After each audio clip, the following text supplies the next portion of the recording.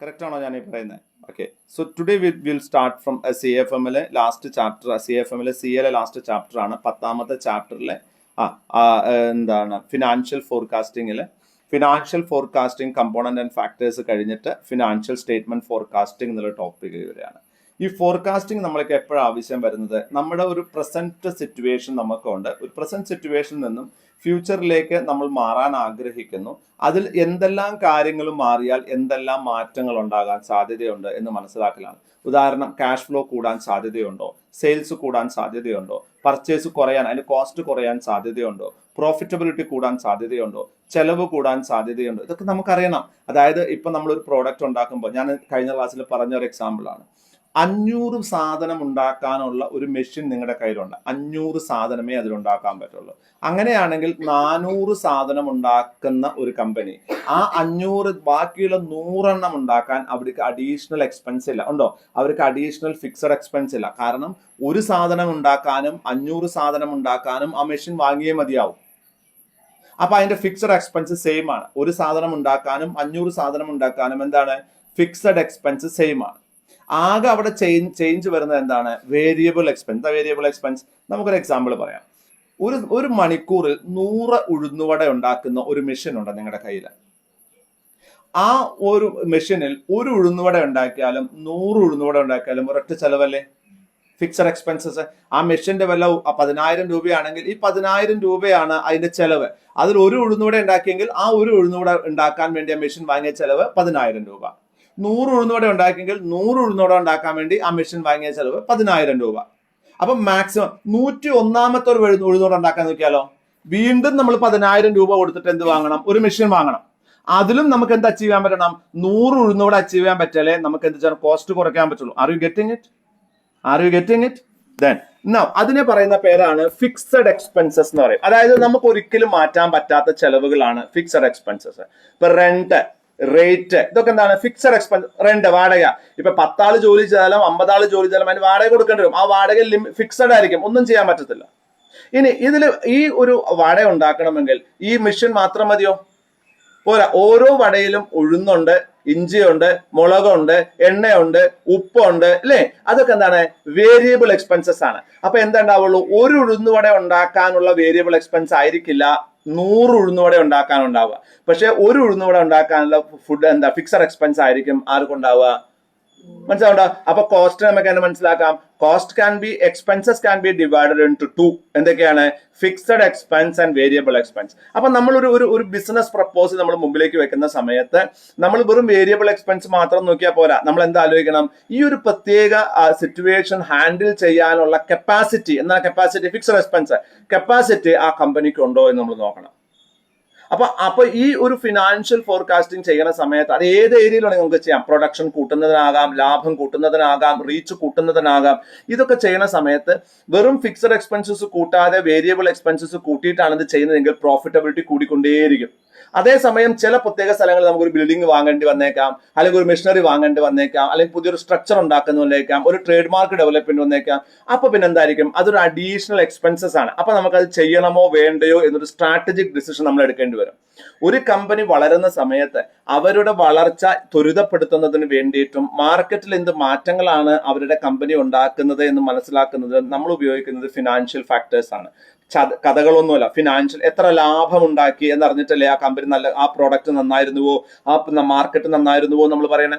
അതെ. അപ്പൊ ആ ഒരു ഇക്കണോമിക് ഫാക്ടർ മനസ്സിലാക്കണമെങ്കിൽ total sales minus variable cost minus fixed cost is equal to profit എന്നൊരു കൺസെപ്റ്റ് ഉണ്ട്. ഈ പ്രോഫിറ്റ് കൂടണം. ഇത് കൂടണമെങ്കിൽ ഈ വേരിയബിൾ കോസ്റ്റിലും ഫിക്സഡ് കോസ്റ്റിലും ഉണ്ടാകുന്ന മാറ്റങ്ങൾ നമ്മൾ മനസ്സിലാക്കണം. അപ്പൊ കോസ്റ്റിംഗിലെ ഒരു ഭാഗമാണ് കേട്ടോ നമ്മൾ ഈ പഠിപ്പിക്കുന്നത്. ഇത് ഫിനാൻഷ്യൽ മാനേജ്മെന്റ് എന്ന ടോപ്പിക് ആണ്. Actually this is not the topic related to corporate accounts. പക്ഷെ എന്തുകൊണ്ടാണ് നമ്മൾ കോർപ്പറേറ്റ് അക്കൗണ്ട്സിന്റെ ലാസ്റ്റ് 3 ചാപ്റ്ററും നമ്മൾ എങ്ങനെയാണ് പഠിക്കുന്നത്? ഒരു ഫിനാൻഷ്യൽ മാനേജ്മെന്റ് ഡിസിഷൻ, ഒരു മാനേജ്മെന്റ് ഡിസിഷൻ എടുക്കാൻ വേണ്ടി ഉപയോഗിക്കുന്നുണ്ട്. ഇവിടെ കാണിച്ചു എന്ന് മാത്രമേ ഉള്ളൂ. ഓക്കെ, മാനേജ്മെന്റ് അക്കൗണ്ടിങ്ങിന്റെ ഒരു ഭാഗമാണ് ഈ 3 ചാപ്റ്ററുകളും. ഇനി നമുക്ക് ഫിനാൻഷ്യൽ സ്റ്റേറ്റ്മെന്റ് ഫോർകാസ്റ്റിംഗ് എന്ന് പറയുമ്പോൾ എന്ത് പർപ്പസിനാണ്? ഒരു കമ്പനി ഫ്യൂച്ചറിലേക്ക് ഒരു പുതിയ പ്രോഡക്റ്റ് ഉണ്ടാക്കുന്നു, ഒരു പുതിയ അല്ലെങ്കിൽ സെയിൽസ് വർദ്ധിപ്പിക്കാൻ, പ്രൊഡക്ഷൻ വർദ്ധിപ്പിക്കുന്നു, സെയിൽസ് വർദ്ധിപ്പിക്കുന്നു, പ്രോഫിറ്റ് വർദ്ധിപ്പിക്കാൻ, ഇങ്ങനെയുള്ള സ്ട്രാറ്റജിക് ഡിസിഷൻസ് എടുക്കാൻ എന്തെല്ലാം കാര്യങ്ങൾ ചെയ്യാം, അത് പറ്റുമോ, നമ്മളെ കൊണ്ട് സാധിക്കുമോ എന്ന് അസ്യൂം ചെയ്യുന്നതിന് വേണ്ടിയിട്ടാണ്, ഫോർകാസ്റ്റ് ചെയ്യുന്നതിന് വേണ്ടിയിട്ടാണ് ഫിനാൻഷ്യൽ ഫോർകാസ്റ്റ് നമ്മൾ ഉപയോഗിക്കുന്നത്. ഒരു ലോൺ എടുക്കുകയാണ്, അതിന് റീപേ ചെയ്യണം, നമ്മൾ ഉടനെ ക്യാഷ് ഫ്ലോ ഫോർകാസ്റ്റ് ചെയ്യും. ഒരു ഹ്യൂജ് ലോൺ എടുക്കുന്ന ഒരു കമ്പനി, ആ കമ്പനി എന്ത് ചെയ്യാൻ പോണ, ആ ഒരു ലോൺ എടുക്കുകയാണെങ്കിൽ പൈസ തിരിച്ചടയ്ക്കണ്ടേ? പൈസ തിരിച്ചടയ്ക്കണമെങ്കിൽ ഈ ലോൺ എടുത്ത് ചെയ്യുന്ന ബിസിനസ് നിന്നും അത്രമാത്രം കാശ് വരണ ഉള്ളിലേക്ക്. എന്നാൽ അപ്പൊ ക്യാഷ് ഫ്ലോ ഫോർകാസ്റ്റ് ചെയ്യണം നമ്മള്. ക്യാഷ് ഫ്ലോ കൂടുന്നില്ല, ലോൺ എടുത്ത് പ്രോഡക്റ്റ് ഉണ്ടാക്കുന്നു, ക്യാഷ് ഫ്ലോ കൂടുന്നില്ല, അത് ചെയ്യാൻ പാടില്ല. കാരണം എന്തുണ്ടാവും? എക്സിസ്റ്റിംഗ് ലിക്വിഡിറ്റിയെ അത് ബാധിക്കും. ഉണ്ടോ? അപ്പൊ ഫോർകാസ്റ്റിംഗ് എവിടെ ഉപയോഗപ്പെടും എന്ന് വെച്ചാൽ നമുക്ക് അങ്ങനെ സ്പെസിഫിക്കലി പറയാൻ പറ്റത്തില്ല. അത് ഓരോ പർട്ടിക്കുലർ സിറ്റുവേഷൻ അനുസരിച്ചിട്ടാണ് ഫോർകാസ്റ്റിംഗ് ഉപയോഗിക്കുന്നത്. A common type of forecasting, ഇപ്പൊ നിങ്ങൾ തന്നെ ആലോചിച്ച് നോക്കുക, നാളെ ഓണാഘോഷത്തിന് വേണ്ടി നിങ്ങളൊരു ബഡ്ജറ്റ് ഇട്ടുണ്ടാവില്ലേ? നിങ്ങൾ ആ ബഡ്ജറ്റ് എവിടുന്നാ നിങ്ങൾ ചെയ്തേ? From where you started the budget? You started from forecasting. അതായത് നമ്മൾക്ക് പൂ വാങ്ങാൻ ഇത്ര പൈസ വേണ്ടി വന്നേക്കാം, അങ്ങനെ ഒരു ഫോർകാസ്റ്റ് ഇട്ടില്ലേ നിങ്ങൾ ആദ്യം? ആ ഫോർകാസ്റ്റ് അനുസരിച്ചല്ലേ നിങ്ങൾ പെർ ഹെഡ് ഇത്ര രൂപ എടുക്കാന്ന് തീരുമാനിച്ച്, അതിനെയാണ് നമ്മൾ ബഡ്ജറ്റിംഗ്. അപ്പൊ ബഡ്ജറ്റിംഗ് എപ്പോഴാണ് വരുന്നത്? ഫോർകാസ്റ്റിംഗ്. നമ്മൾ കഴിഞ്ഞ ക്ലാസ് പഠിച്ചാണ്. ഫോർകാസ്റ്റിംഗ് കഴിഞ്ഞ ഉടനെ ഇത് വരും, ബഡ്ജറ്റിംഗ് വരും. A common type of forecasting in financial accounting is based on proforma statement. നിങ്ങളുടെ കയ്യിൽ ഒരു പ്രൊഫോമ സ്റ്റേറ്റ്മെന്റ് ഉണ്ടായിരിക്കും. ആ പ്രൊഫോമ സ്റ്റേറ്റ്മെന്റ് വെച്ചിട്ടാണ് നിങ്ങൾ എന്ത് ചെയ്യുന്നത്? നിങ്ങൾ പ്രൊഫോമ, നിങ്ങൾ ആൾറെഡി ഒരു ഫിനാൻഷ്യൽ സ്റ്റേറ്റ്മെന്റ് ഉണ്ടായിരിക്കും. ആ സ്റ്റേറ്റ്മെന്റിൽ എന്തൊക്കെ മാറ്റങ്ങൾ വരാൻ സാധ്യതയുണ്ടെന്ന് അപ്രോക്സിമേറ്റ്ലി നമ്മളോട് എന്ത് ചെയ്തിട്ടുണ്ടാവും? പറഞ്ഞിട്ടുണ്ടാവും. അതനുസരിച്ച് നമ്മൾ ഭാവിയിൽ എന്ത് സംഭവിക്കാൻ സാധ്യതയുണ്ടെന്ന് ഫോർകാസ്റ്റ് ചെയ്യുന്നു. It focuses on business future reports which are highly dependent on assumptions made during preparation. ഇവിടെ വളരെ രസകരമായ ഒരു സംഭവം അല്ലെങ്കിൽ വളരെ ഇമ്പോർട്ടൻ്റ് ആയ കാര്യം എന്ന് പറഞ്ഞാൽ ഈ ഫിനാൻഷ്യൽ ഫോർകാസ്റ്റിംഗ് മെജോറിറ്റി എന്താണ്? അസംഷൻസ് മാത്രമാണ്. എന്താണ് അസംഷൻസ്? കോസ്റ്റ് കൂടില്ല അല്ലെങ്കിൽ കോസ്റ്റ് കുറയും. ഉദാഹരണം, നമ്മൾ ഒരു വേരിയബിൾ കോസ്റ്റ് കൂടില്ല എന്ന് വിചാരിച്ചുകൊണ്ട് ഒരു പ്രോഡക്റ്റ് എടുക്കാൻ തീരുമാനിക്കുന്നു. പെട്ടെന്ന് നമ്മുടെ കമ്പനിയിലെ ജോലിക്കാർ സമരം ചെയ്തിട്ട് അവരുടെ സാലറി കൂട്ടുകയാണെങ്കിൽ വേരിയബിൾ കോസ്റ്റ് കൂടും. അപ്പോൾ ഇതെല്ലാം അസംഷൻസ് ആണ്, ബേസ്ഡ് ഓൺ അസംഷൻസ്. നമ്മുടെ സാലറികൾ കൂടില്ല, വേരിയബിൾ എക്സ്പെൻസസ് കൂടില്ല, അല്ലെങ്കിൽ ഫിക്സഡ് എക്സ്പെൻസസ് കൂടില്ല. നിങ്ങൾ ആ മെഷീനറി അങ്ങ് കേടുവന്ന് പോയാലോ? നിങ്ങളുടെ ഫിക്സഡ് എക്സ്പെൻസിൽ ഒരു മെഷീനറി വേണ്ട, ആ മെഷീനറി കേടുവന്ന് പോയാലോ? അപ്പൊ നിങ്ങളുടെ ഫിക്സഡ് എക്സ്പെൻസ് വീണ്ടും കൂടി. അപ്പോൾ ഇതെല്ലാം based on assumption. Financial forecasting is purely based on assumptions ആണ്. ദെൻ ഇതിൽ സാധാരണ നമ്മൾ എന്തൊക്കെ സ്റ്റേറ്റ്മെന്റുകൾ ഉപയോഗിക്കുക? Profit and loss account, balance sheet, cash flow statements ഒക്കെ ഉപയോഗിച്ചുകൊണ്ടാണ് ഫോർകാസ്റ്റ് ചെയ്യുന്നത്. ധാരാളം മെത്തേഡുകൾ ഉണ്ട് എന്ത് ചെയ്യാൻ, ഈ ഫോർകാസ്റ്റ് ചെയ്യാൻ. രണ്ട് തരം മെത്തേഡുകളാണ് സാധാരണ ഉപയോഗിക്കുന്നത്, ക്വാണ്ടിറ്റേറ്റീവ് മെത്തേഡ്സും ക്വാളിറ്റേറ്റീവ് മെത്തേഡ്സും. ക്വാണ്ടിറ്റേറ്റീവ് മെത്തേഡ്സ് എന്ന് പറഞ്ഞാൽ in money factor, qualitative methods എന്ന് പറഞ്ഞാൽ ഹൗ യു ക്യാൻ എന്താണ് improve your image in the market, അതാണ് ക്വാളിറ്റേറ്റീവ് മെത്തേഡ്സ്. നിങ്ങൾ പലപ്പോഴും ശ്രമിക്കാറുണ്ട് അല്ലേ? വിൽസ് എന്ന് പറയുന്ന ഒരു ബ്രാൻഡ് ഉണ്ട് ITCക്ക്. വിൽസ് ഒരിക്കൽ നമ്മുടെ ഇന്ത്യൻ ക്രിക്കറ്റ് ടീമിന്റെ സ്പോൺസറായിരുന്നു, ദീർഘകാലം സ്പോൺസറായിരുന്നു. നിങ്ങൾക്കറിയാമോ, ഈ സിഗരറ്റ് കമ്പനികൾക്ക് ഇന്ത്യയിൽ പരസ്യം ചെയ്യാൻ പറ്റത്തില്ല. അപ്പോൾ അത് പരസ്യം, പിന്നെ എങ്ങനെയാണ് വിൽസ് ഇന്ത്യൻ ക്രിക്കറ്റ് ടീമിന്റെ സ്പോൺസർ ആയത്? വിൽസ് ലൈഫ് സ്റ്റൈൽ എന്നൊരു കമ്പനി സ്റ്റാർട്ട് ചെയ്തു. ലൈഫ് സ്റ്റൈൽ, എൻ്റെ അടുത്തുണ്ട് ഒരു ഷർട്ട്, അതിൻ്റെ വിൽസ് ലൈഫ് സ്റ്റൈൽ എന്ന് പറഞ്ഞാൽ 10,000 രൂപയ്ക്ക് അതിന് വില കേട്ടോ. അതുകൊണ്ടാണ് പറയുന്നത്, ഭയങ്കര ഹൈ ക്ലാസ്, ആരും വാങ്ങാൻ സാധ്യതയില്ലാത്ത വലിയ വാല്യൂ ഉള്ള ഒരു ടെക്സ്റ്റൈൽ ബ്രാൻഡ് സ്റ്റാർട്ട് ചെയ്തു. ആ ബ്രാൻഡിന്റെ ഷോറൂം 10-15 ഷോറൂം തുടങ്ങി. ആ ബ്രാൻഡ് ഡെവലപ്പ് ചെയ്യുന്നതിന് വേണ്ടി അവർ കാശ് കൊടുത്തിട്ട് എന്ത് ചെയ്തു? ഇന്ത്യൻ ക്രിക്കറ്റ് ടീമിനെ സ്പോൺസർ ചെയ്തു. പക്ഷേ വിൽസ് എന്ന് കേട്ട ഉടനെ നമ്മുടെ മനസ്സിൽ എന്താ വരിക? കിങ് ഫിഷർ എന്ന് കേട്ടോ. കിങ് ഫിഷറിന്റെ വെള്ളമാണോ CD ആണോ നിങ്ങളുടെ മനസ്സിൽ വരിക? ബിയർ അല്ലേ മനസ്സിൽ വരുള്ളൂ? അത്രയേ ഉള്ളൂ. അപ്പൊ അവർ ആ ബ്രാൻഡ് ബിൽഡ്, അത് ക്വാളിറ്റേറ്റീവ് ഡെവലപ്മെന്റ് ആണ്, ക്വാണ്ടിറ്റേറ്റീവ് അല്ല. അതുകൊണ്ട് അതിൽ എത്ര ടീഷർട്ട് വിറ്റു, എത്ര ഷർട്ട് വിറ്റു എന്ന് നോക്കല്ല അവർ ചെയ്യുക. അവരെന്താ ചെയ്യുക? വെദർ ദ ബ്രാൻഡ് ആൾക്കാരെ മനസ്സിലായി ഇമേജ് ക്രിയേറ്റ് ചെയ്യാൻ സാധിച്ചു എന്നുള്ളതാണ്. മനസ്സിലാവുണ്ടോ ഞാൻ പറഞ്ഞത്? ഇപ്പൊ സഹാറ എന്ന് പറയുന്ന ഒരു കമ്പനി ഉണ്ടായിരുന്നു അല്ലെ? ഈ സഹാറ ഇന്ത്യൻ ക്രിക്കറ്റ് ടീമിന്റെ ഇന്ത്യൻ ക്രിക്കറ്റ് ടീമിനെ ഏതൊക്കെ കമ്പനി സ്പോൺസർ ചെയ്തിട്ടുണ്ടോ ആ കമ്പനികളൊക്കെ കുത്തുപാളെടുത്തിട്ടുണ്ട്. അത് ട്രാജഡി ആണോ കോമഡി ആണോ എനിക്കറിയില്ല. പക്ഷെ ഇന്ത്യൻ ക്രിക്കറ്റ് ടീമിനെ കാലാകാല അവസാനമാണ് ഡ്രീം 11 വന്നത്. ഡ്രീം 11 ഒക്കെ ഇപ്പൊ എന്താണ് ലേ ഓഫ് ചെയ്തുകൊണ്ടിരിക്കുകയാണ്. അവർ വിഡ്രോ ചെയ്തു, ലേ ഓഫിലേക്ക് പോയി. ലേ ഓഫ് എന്ന് പറഞ്ഞാൽ 60% സ്റ്റാഫുകൾക്ക് ജോലി ഇല്ലാണ്ടായി. കാരണം എന്താണ്? കാശ് കൊടുത്തിട്ടുള്ള ഗെയിം കളിക്കാൻ പാടില്ല എന്ന് ഗവൺമെന്റ് തീരുമാനിച്ചു. സോ ദേ കനോട്ട്, വേറൊരു ഗെയിം ഇവരെടുത്തില്ല. പണ്ടൊക്കെ ഈ മൈക്രോസോഫ്റ്റ് വിൻഡോസ് ഒക്കെ നമ്മൾ ഓപ്പൺ ചെയ്ത് കഴിഞ്ഞാൽ അതിലൊരു 5-6 ഗെയിമുകൾ ഫ്രീ കിട്ടുമായിരുന്നു. ഒന്ന് സോളിറ്റയർ, പിന്നെ എന്താണ് മൈൻഡ് സ്വീപ്പർ, പിന്നെ വേറെ എന്തോ അങ്ങനെയൊക്കെ കാർഡിന്റെ ഒരു 3 ഗെയിമും ഒരു മൈൻഡ് സ്വീപ്പറും കിട്ടുമായിരുന്നു. ഇപ്പൊ സോളിറ്റയർ കളിക്കലാണ് ഈ റമ്മി സർക്കിള്. അത് കാശിനെ കളിക്കാൻ പറ്റുള്ളൂ. അപ്പോൾ അത് നിർത്താൻ ഗവൺമെന്റ് പറഞ്ഞോടുകൂടി ഈ ടെക്നോളജി കമ്പനികൾ, ഗെയിമിംഗ് കമ്പനികൾ ബിസിനസ് കുറഞ്ഞു, അവർ ലേ ഓഫിലേക്ക് പോയി. അപ്പോൾ ഞാൻ പറഞ്ഞു വന്നത്, ഇതൊക്കെ ഈ ഡ്രീം 11 എന്തിനാ ക്രിക്കറ്റ് ടീമിനെ സ്പോൺസർ ചെയ്തത്? ഒറ്റ ഒന്ന് വാല്യൂ, ക്വാളിറ്റേറ്റീവ് ഡെവലപ്മെന്റ് ആണ്. Qualitative development can contribute to quantitative. അപ്പോൾ രണ്ട് തരത്തിലാണ് നമ്മൾ എന്ത് ചെയ്യുക, ഫിനാൻഷ്യൽ സ്റ്റേറ്റ്മെന്റ് ഡാറ്റകളെ ഫോർകാസ്റ്റ് ചെയ്യുക. ഒന്ന് ക്വാണ്ടിറ്റേറ്റീവ് ആയിട്ടുള്ള മെത്തേഡ് ഉപയോഗിച്ചിട്ടും, ഒന്ന് ക്വാളിറ്റേറ്റീവ് മെത്തേഡ്സും. ക്വാണ്ടിറ്റേറ്റീവ് മെത്തേഡ്സ് എന്ന് പറഞ്ഞാൽ ഹിസ്റ്റോറിക്കൽ ഡാറ്റ ഉപയോഗിച്ചുകൊണ്ട് ഫ്യൂച്ചർ എന്താകും എന്ന് പ്രെഡിക്റ്റ് ചെയ്യാൻ ശ്രമിക്കുന്നതിനെയാണ് ക്വാണ്ടിറ്റേറ്റീവ് മെത്തേഡ് എന്ന് പറയുന്നത്. ദെൻ ക്വാളിറ്റേറ്റീവ് ടെസ്റ്റ് എന്ന് പറയുന്നത് എന്താണ്? ഒരാളുടെ നോളജ്, എക്സ്പീരിയൻസ് ഉപയോഗിച്ചുകൊണ്ട് നമ്മൾ ഹിസ്റ്റോറിക്കൽ ന്യൂമറിക്കൽ ടേം ഉപയോഗിക്കാതെ നമ്മൾ എന്ത് ചെയ്യുന്നു, നമ്മൾ ഇതിന്റെ പ്രൊജക്ഷൻ പറയുന്നു. അതായത് പാസ്റ്റ് ഡാറ്റ നമ്മൾ എടുക്കുന്നതേ ഇല്ല, പാസ്റ്റ് ഡാറ്റ എടുക്കുന്നില്ല. ഉദാഹരണം, കല്യാൺ എന്ന് പറയുന്ന ഒരു ഹൈപ്പർ മാർക്കറ്റ്, അവർ പാലക്കാട് 2 ലക്ഷം സ്ക്വയർ ഫീറ്റിൽ ഒരു പുതിയ ഹൈപ്പർ മാർക്കറ്റ് സ്റ്റാർട്ട് ചെയ്യുന്നു. അവിടെ അവർക്ക് ഹിസ്റ്റോറിക്കൽ ഡാറ്റ ഉണ്ടോ? ഹിസ്റ്റോറിക്കൽ ഡാറ്റ ഉണ്ടോ അവർക്ക്? പാലക്കാടിന്റെ ഹിസ്റ്റോറിക്കൽ ഡാറ്റ അവരെടുത്തുണ്ടോ? അവരതിനു മുമ്പ് അവിടെ കച്ചവടം ചെയ്തിട്ടില്ല, അവർ ആദ്യമായിട്ട് കച്ചവടം. അപ്പൊ അവർക്ക് ഹിസ്റ്റോറിക്കൽ ഡാറ്റ ഇല്ല. അപ്പൊ അവരെന്ത് ഡിസിഷൻ എടുക്കുക? ക്വാളിറ്റേറ്റീവ് മെത്തേഡ് ഉപയോഗിക്കും. അതായത് നമ്മൾ ഇന്ന കാര്യങ്ങൾ ചെയ്യുകയാണെങ്കിൽ ഇവിടെ ഗണപതി സെയിൽസ് ഉണ്ട്, നെടുങ്ങാടി ഉണ്ട്, അതല്ലെങ്കിൽ മറ്റുള്ള മഹാരാജയുണ്ട്, അങ്ങനെ കുറെ ഷോപ്പുകളുണ്ട്, ലുലു ഉണ്ട്. ഇവരൊക്കെ പാടെ ചെയ്യുന്ന കച്ചവടം ഇത്രയാണ്. ഈ കച്ചവടത്തിൽ ഓട്ടോമാറ്റിക്കലി ഓരോ വർഷവും 25% ഗ്രോത്ത് ഉണ്ടാകുന്നുണ്ട്. ഈ 25% ഗ്രോത്ത് ഉണ്ടാവുകയാണെങ്കിൽ ടോട്ടൽ വോള്യൂം ഇത്രയാകാൻ സാധ്യതയുണ്ട്. ഈ ടോട്ടൽ വോള്യത്തിന്റെ 20% നമുക്ക് കിട്ടുകയാണെങ്കിൽ നമ്മൾ ഇവിടെ എത്തും, ബ്രേക്ക് ഇവനിലെത്തും. ഇതെന്താ മെത്തേഡാണ്?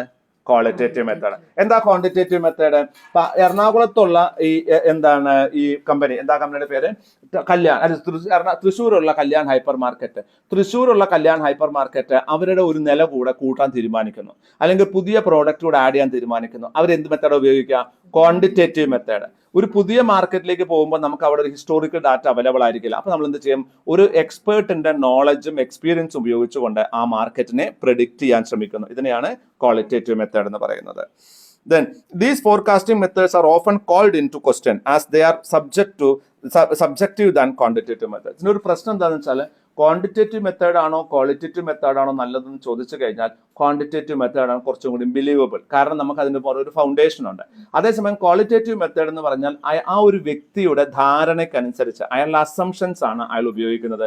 അതുകൊണ്ട് തന്നെ നമുക്ക് അതിനെ 100% വിശ്വസിക്കാൻ ബുദ്ധിമുട്ടുണ്ട്. കാരണം ഓരോരുത്തർക്കും ഓരോ തോന്നലാണ്. ഇപ്പൊ ഞാൻ പറയും മെസ്സിയാണ് ലോകത്തെ ഏറ്റവും നല്ല ഫുട്ബോളർ എന്ന്. Somebody will come up and say no, not Messi, Messi അല്ല, ക്രിസ്ത്യാനോ റൊണാൾഡോയാണ് എന്ന് പറയും. ചിലർ പറയും അയാളൊന്നും അല്ല, അയാൾ പറയും ആരാണ്, ഈ നമ്മുടെ നെയ്മർ ആണ് എന്ന് പറയും. അതൊക്കെ ഓരോരുത്തരുടെ അസംഷൻസ് ആണ്, അല്ലെ? അപ്പൊ നമ്മൾ ചോദിക്കുക ഏറ്റവും നല്ല ഫുട്ബോൾ ടീം ഏതാണ്? ഞങ്ങളുടെ വീട്ടിലൊക്കെ 4 ഫുട്ബോൾ ടീമിന് വേണ്ടി ആൾക്കാരുണ്ട്. 4 പേരേ ഉള്ളൂ, 4 ഫുട്ബോൾ ടീമിന്റെ ആരാധകരാണ്. അപ്പൊ ഇതൊക്കെ അവരാരുടെ പെർസെപ്ഷൻസ് അല്ല. നിങ്ങളുടെ വീട്ടിലുണ്ടാവും അങ്ങനത്തെ പെക്യൂലിയർ സിറ്റുവേഷൻസ്. അതായത് എനിക്കിപ്പോൾ ഓർമ്മ വരുന്നത് ആ ജർമ്മനിയും ബ്രസീലും കളിച്ച കളിയില് ബ്രസീലിനെ 7-0 തോൽപ്പിക്കുന്ന ഒരു 7-1 തോൽപ്പിക്കുന്ന ഒരു സിറ്റുവേഷൻ ഉണ്ട്. അതില് ഞങ്ങളുടെ വീട്ടിലെ 2 ടീം ഉണ്ടായിരുന്നു. ഒരു ഗ്രൂപ്പ് കരയാൻ തുടങ്ങി, മറ്റേ ഗ്രൂപ്പ് ആഹ്ലാദിക്കാൻ തുടങ്ങി. നമ്മൾ മറന്നുപോയി നമ്മൾ അച്ഛനും മക്കളുമാണ് എന്ന് മറന്നുപോയി. ഭയങ്കര ഹ്യൂമിലിയേഷൻ ആയിരുന്നു. പിന്നീടാണ് നമ്മൾ പിറ്റേ ദിവസം രാവിലെയാണ് റിയലൈസ് ചെയ്യുന്നത്, എന്ത് മിസ്റ്റേക്കാണ് ചെയ്തത്, വെറും ഒരു മാച്ച് അല്ലേ, some other country is playing. But നമ്മൾ ഭയങ്കര ഇമോഷണൽ ആയി പോകും. ഈ ചെന്നൈ സൂപ്പർ കിങ്സിന്റെ ഫാൻസ് ഉണ്ട്, ധോണി ഫാൻസ്, മുംബൈയുടെ ഫാൻസ് ഉണ്ട്, കുറെ മുംബൈ ഫാൻസ് ഉണ്ട്. അപ്പോൾ ഞങ്ങളിങ്ങനെ വെറുതെ പറയും, ഇപ്രാവശ്യം ഒരു വിക്കറ്റിന് ഒരു മരം, അല്ലെ അങ്ങനെ എന്തോ അല്ലേ ഉണ്ടായിരുന്നു, ഒരു മരം നടുക, അങ്ങനെ ഇത്ര മരം നടുക എന്നൊരു കൺസെപ്റ്റ് ഉണ്ടായിരുന്നു.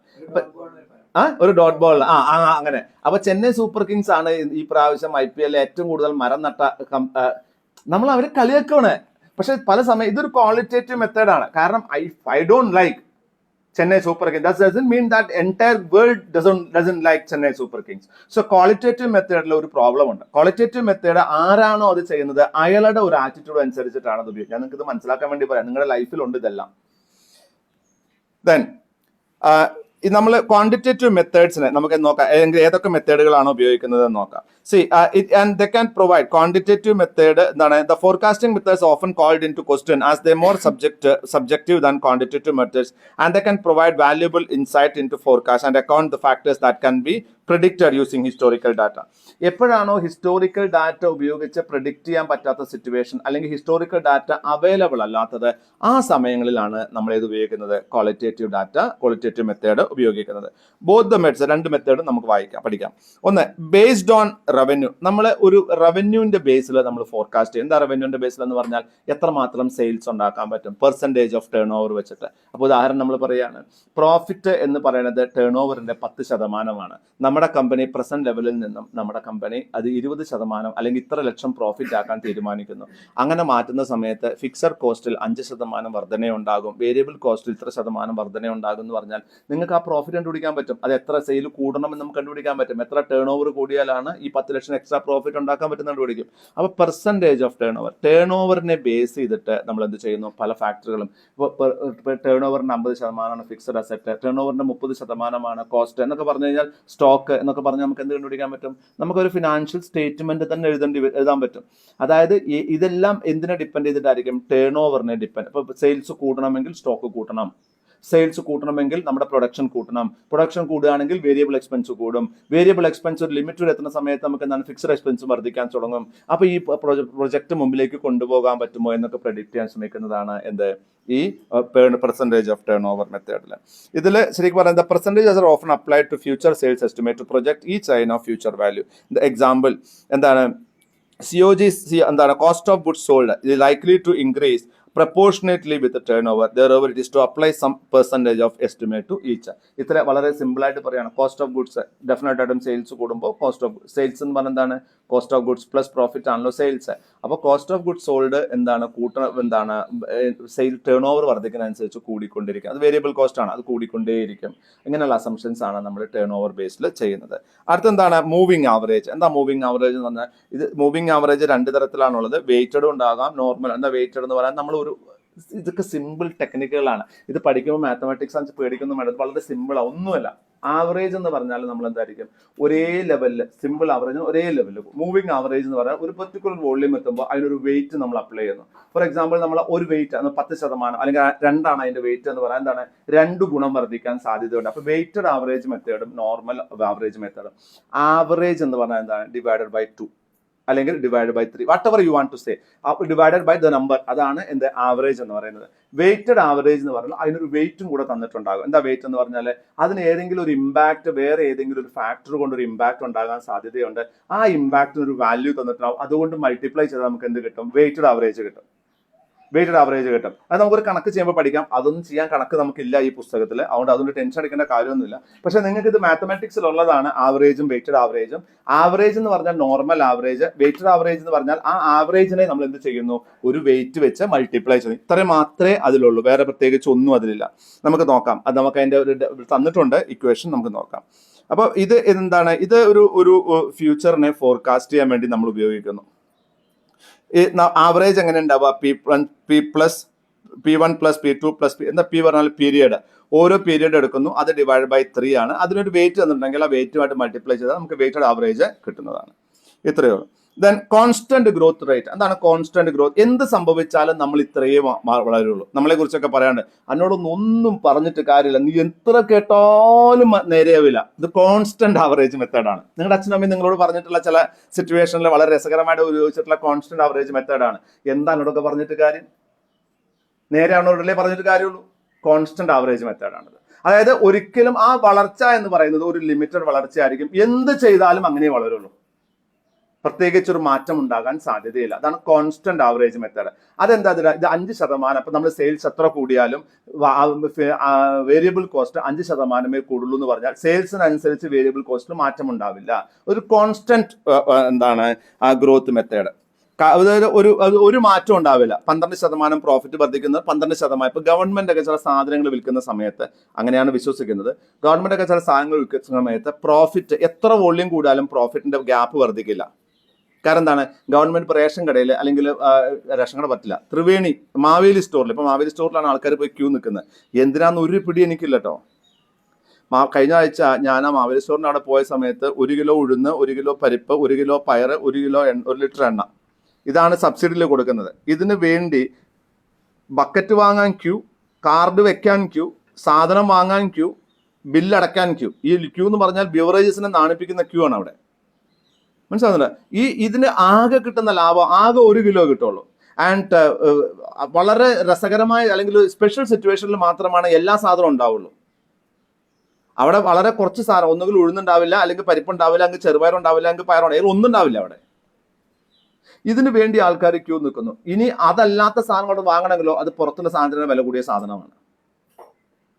ഇതിന്റെ വാല്യൂ എങ്ങനെയാണ് അതിന്റെ പ്രോഫിറ്റ്? ഇത് കോൺസ്റ്റന്റ് പ്രോഫിറ്റ് ആണ്. വാങ്ങിയ വില മൈനസ് കോസ്റ്റ്, വാങ്ങിയ വില പ്ലസ് കോസ്റ്റ് പ്ലസ് ഒരു 10% ലാഭം. 1000 ലോഡ് വിറ്റാലും 1 ലോഡ് വിറ്റാലും 10% ലാഭം. ഇതാണ് കോൺസ്റ്റന്റ് ഗ്രോത്ത് മെത്തേഡ്. അപ്പൊ ത്രിവേണിയുടെ സെയിൽസ് കൂടുമ്പോൾ, മാവേലി സ്റ്റോറിന്റെ പ്രോഫിറ്റ് കൂടുമ്പോൾ യോണ സമയത്ത് കൂടില്ല. കാരണം എന്താണ്? അവരൊരൊറ്റ കോൺസ്റ്റന്റ് ഗ്രോത്ത് ആണ്. വോള്യൂം ഓഫ് പ്രോഫിറ്റ് കൂടിയേക്കാം, പെർസെന്റേജ് ഓഫ് പ്രോഫിറ്റ് കൂടില്ല. അതാണല്ലോ ഗ്രോത്ത് എന്ന് പറയുന്നത്. വോള്യൂം ഓഫ് പ്രോഫിറ്റ് കൂടിയേക്കാം. Regression method. റിഗ്രഷൻ മെത്തേഡ് ഇതൊക്കെ ഈ ശരണിക്ക് കേൾക്കുമ്പോൾ രസം തോന്നുന്നുണ്ടോ? റിഗ്രഷനൊക്കെ അറിയോ? മാത്തമാറ്റിക്സ് അല്ലേ പഠിച്ചേ? ഒക്കെ ഉണ്ട്, ഇതൊക്കെ സ്റ്റാറ്റിസ്റ്റിക്സിലുണ്ട്. Regression method. This method is based on relationship between two variables. ഒരു ഇൻഡിപെൻഡന്റ് വേരിയബിളും ഉണ്ടായിരിക്കും, ഒരു ഡിപ്പെൻഡന്റ് വേരിയബിളും ഉണ്ടായിരിക്കും. ഒരു ഇൻഡിപെൻഡന്റ് വേരിയബിളും ഓർ ഡിപ്പെൻഡന്റ് വേരിയബിളും തമ്മിലൊരു ബന്ധം തന്നിട്ടുണ്ടായിരിക്കും. ആ ബന്ധം, ഉദാഹരണം 5% ഇൻഡിപെൻഡന്റ് വേരിയബിൾ ആയിട്ടുള്ള ഫിക്സഡ് കോസ്റ്റ് വർദ്ധിക്കുന്ന സമയത്ത് 10% വേരിയബിൾ കോസ്റ്റ് വർദ്ധിക്കും എന്ന് പറഞ്ഞാൽ every increase of 1 rupee in fixed cost will make a 2 rupees increase in variable cost. ഇതാണ് റിഗ്രഷൻ അനാലിസിസ്. അതായത് സംബഡി ഈസ് റിഗ്രസിങ് യു. റിഗ്രഷൻ പറഞ്ഞാൽ അടിച്ചമർത്തുക, റിഗ്രസീവ് എന്ന് പറഞ്ഞാൽ അടിച്ചമർത്തുക, അല്ലെങ്കിൽ ഒരാള് അനാവശ്യമായി നിങ്ങളുടെ മുകളിൽ ഇമ്പാക്ട് ക്രിയേറ്റ് ചെയ്യുക. ഇതിനാണ് റിഗ്രഷൻ എന്ന് പറഞ്ഞാൽ മലയാളം വാക്ക്, ഇംഗ്ലീഷ് വാക്കിന്റെ മലയാളത്തിൽ അർത്ഥം. റിഗ്രഷൻ അനാലിസിസ് പറഞ്ഞാൽ how an independent factor is affecting an dependent factor. ഒരു ഇൻഡിപെൻഡന്റ് ആയിട്ടൊരു അതായത് വേറെ ഒരു ആളുമായിട്ടും ഒരു ബന്ധവുമില്ലാത്ത, ഒരു തരത്തിലും മാറ്റം ഉണ്ടാക്കാൻ പറ്റാത്തൊരു സംഭവമാണ് ഇൻഡിപെൻഡന്റ് എന്ന് പറയുന്നത്. ഇൻഡിപെൻഡന്റ് പറഞ്ഞാൽ എന്താ അർത്ഥം? അയാൾ സ്വന്തമായിട്ട് നിൽക്കാൻ കഴിവുള്ള ആളാണ്. ഒരു ഡിപ്പെൻഡന്റ് ഫാക്ടർ, എന്താ ഡിപ്പെൻഡന്റ് ഫാക്ടർ എന്ന് പറഞ്ഞാൽ ആ ഇൻഡിപെൻഡന്റ് ഫാക്ടറിനെ ചേർന്ന് നിൽക്കുന്ന, ഡിപ്പെൻഡ് ചെയ്ത് നിൽക്കുന്ന വേറൊരു ഫാക്ടർ. എക്സാമ്പിൾ ഇത്രയും പറയാം: ഫിക്സഡ് കോസ്റ്റും വേരിയബിൾ കോസ്റ്റും. ഫിക്സഡ് കോസ്റ്റും വേരിയബിൾ കോസ്റ്റും തമ്മിലൊരു ബന്ധം ഉണ്ടായിരിക്കും. ഫിക്സഡ് കോസ്റ്റ് ഇൻഡിപെൻഡന്റ് ആയിരിക്കും, എപ്പോഴും കൂടില്ല. ഒരു പെർട്ടിക്കുലർ ലെവൽ വരെ എന്ത് കൂടില്ല? ഫിക്സഡ് കോസ്റ്റ് കൂടില്ല. പക്ഷെ ഫിക്സഡ് കോസ്റ്റ് കൂടില്ലെങ്കിലും നമ്പർ ഓഫ് പ്രോഡക്ട്സ് മാനുഫാക്ചറിനനുസരിച്ച് വേരിയബിൾ കോസ്റ്റ് കൂടാം. ഇനി അതനുസരിച്ച് ചിലപ്പോൾ നമ്മൾ നോക്കൂ, ഒരു മെഷീൻ ഉണ്ട് നമ്മുടെ കയ്യിൽ. ഒരു മെഷീൻ ഉപയോഗിച്ച് നമ്മൾ 100 ഉഴുന്നുവട ഉണ്ടാക്കുന്നു. രണ്ടാമത്തെ മെഷീൻ വരുമ്പോൾ നമുക്ക് വീണ്ടും ഒരു 100 ഉഴുന്നുവട ഉണ്ടാക്കാനുള്ള ഗ്യാപ്പ് കിട്ടുന്നു. അതുവഴി നമുക്ക് നമ്മുടെ വേരിയബിൾ കോസ്റ്റ് കുറയ്ക്കാൻ പറ്റും.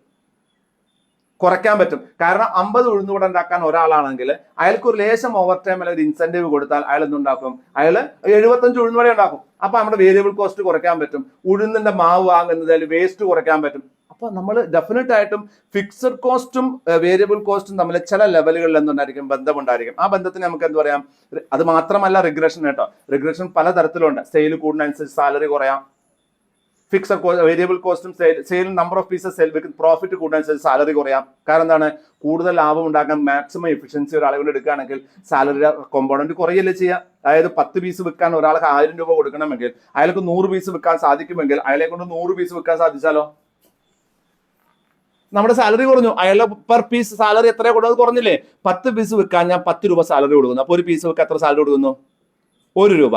ഇയാളെ കൊണ്ട് 25 പീസ് എനിക്ക്, അല്ലെങ്കിൽ 50 പീസ് എനിക്ക് വിൽക്കാൻ സാധിച്ചാലോ ഈ 10 ഡിവൈഡഡ് ബൈ 50 അല്ലേ എന്റെ കോസ്റ്റ് ഒരു പീസിന്.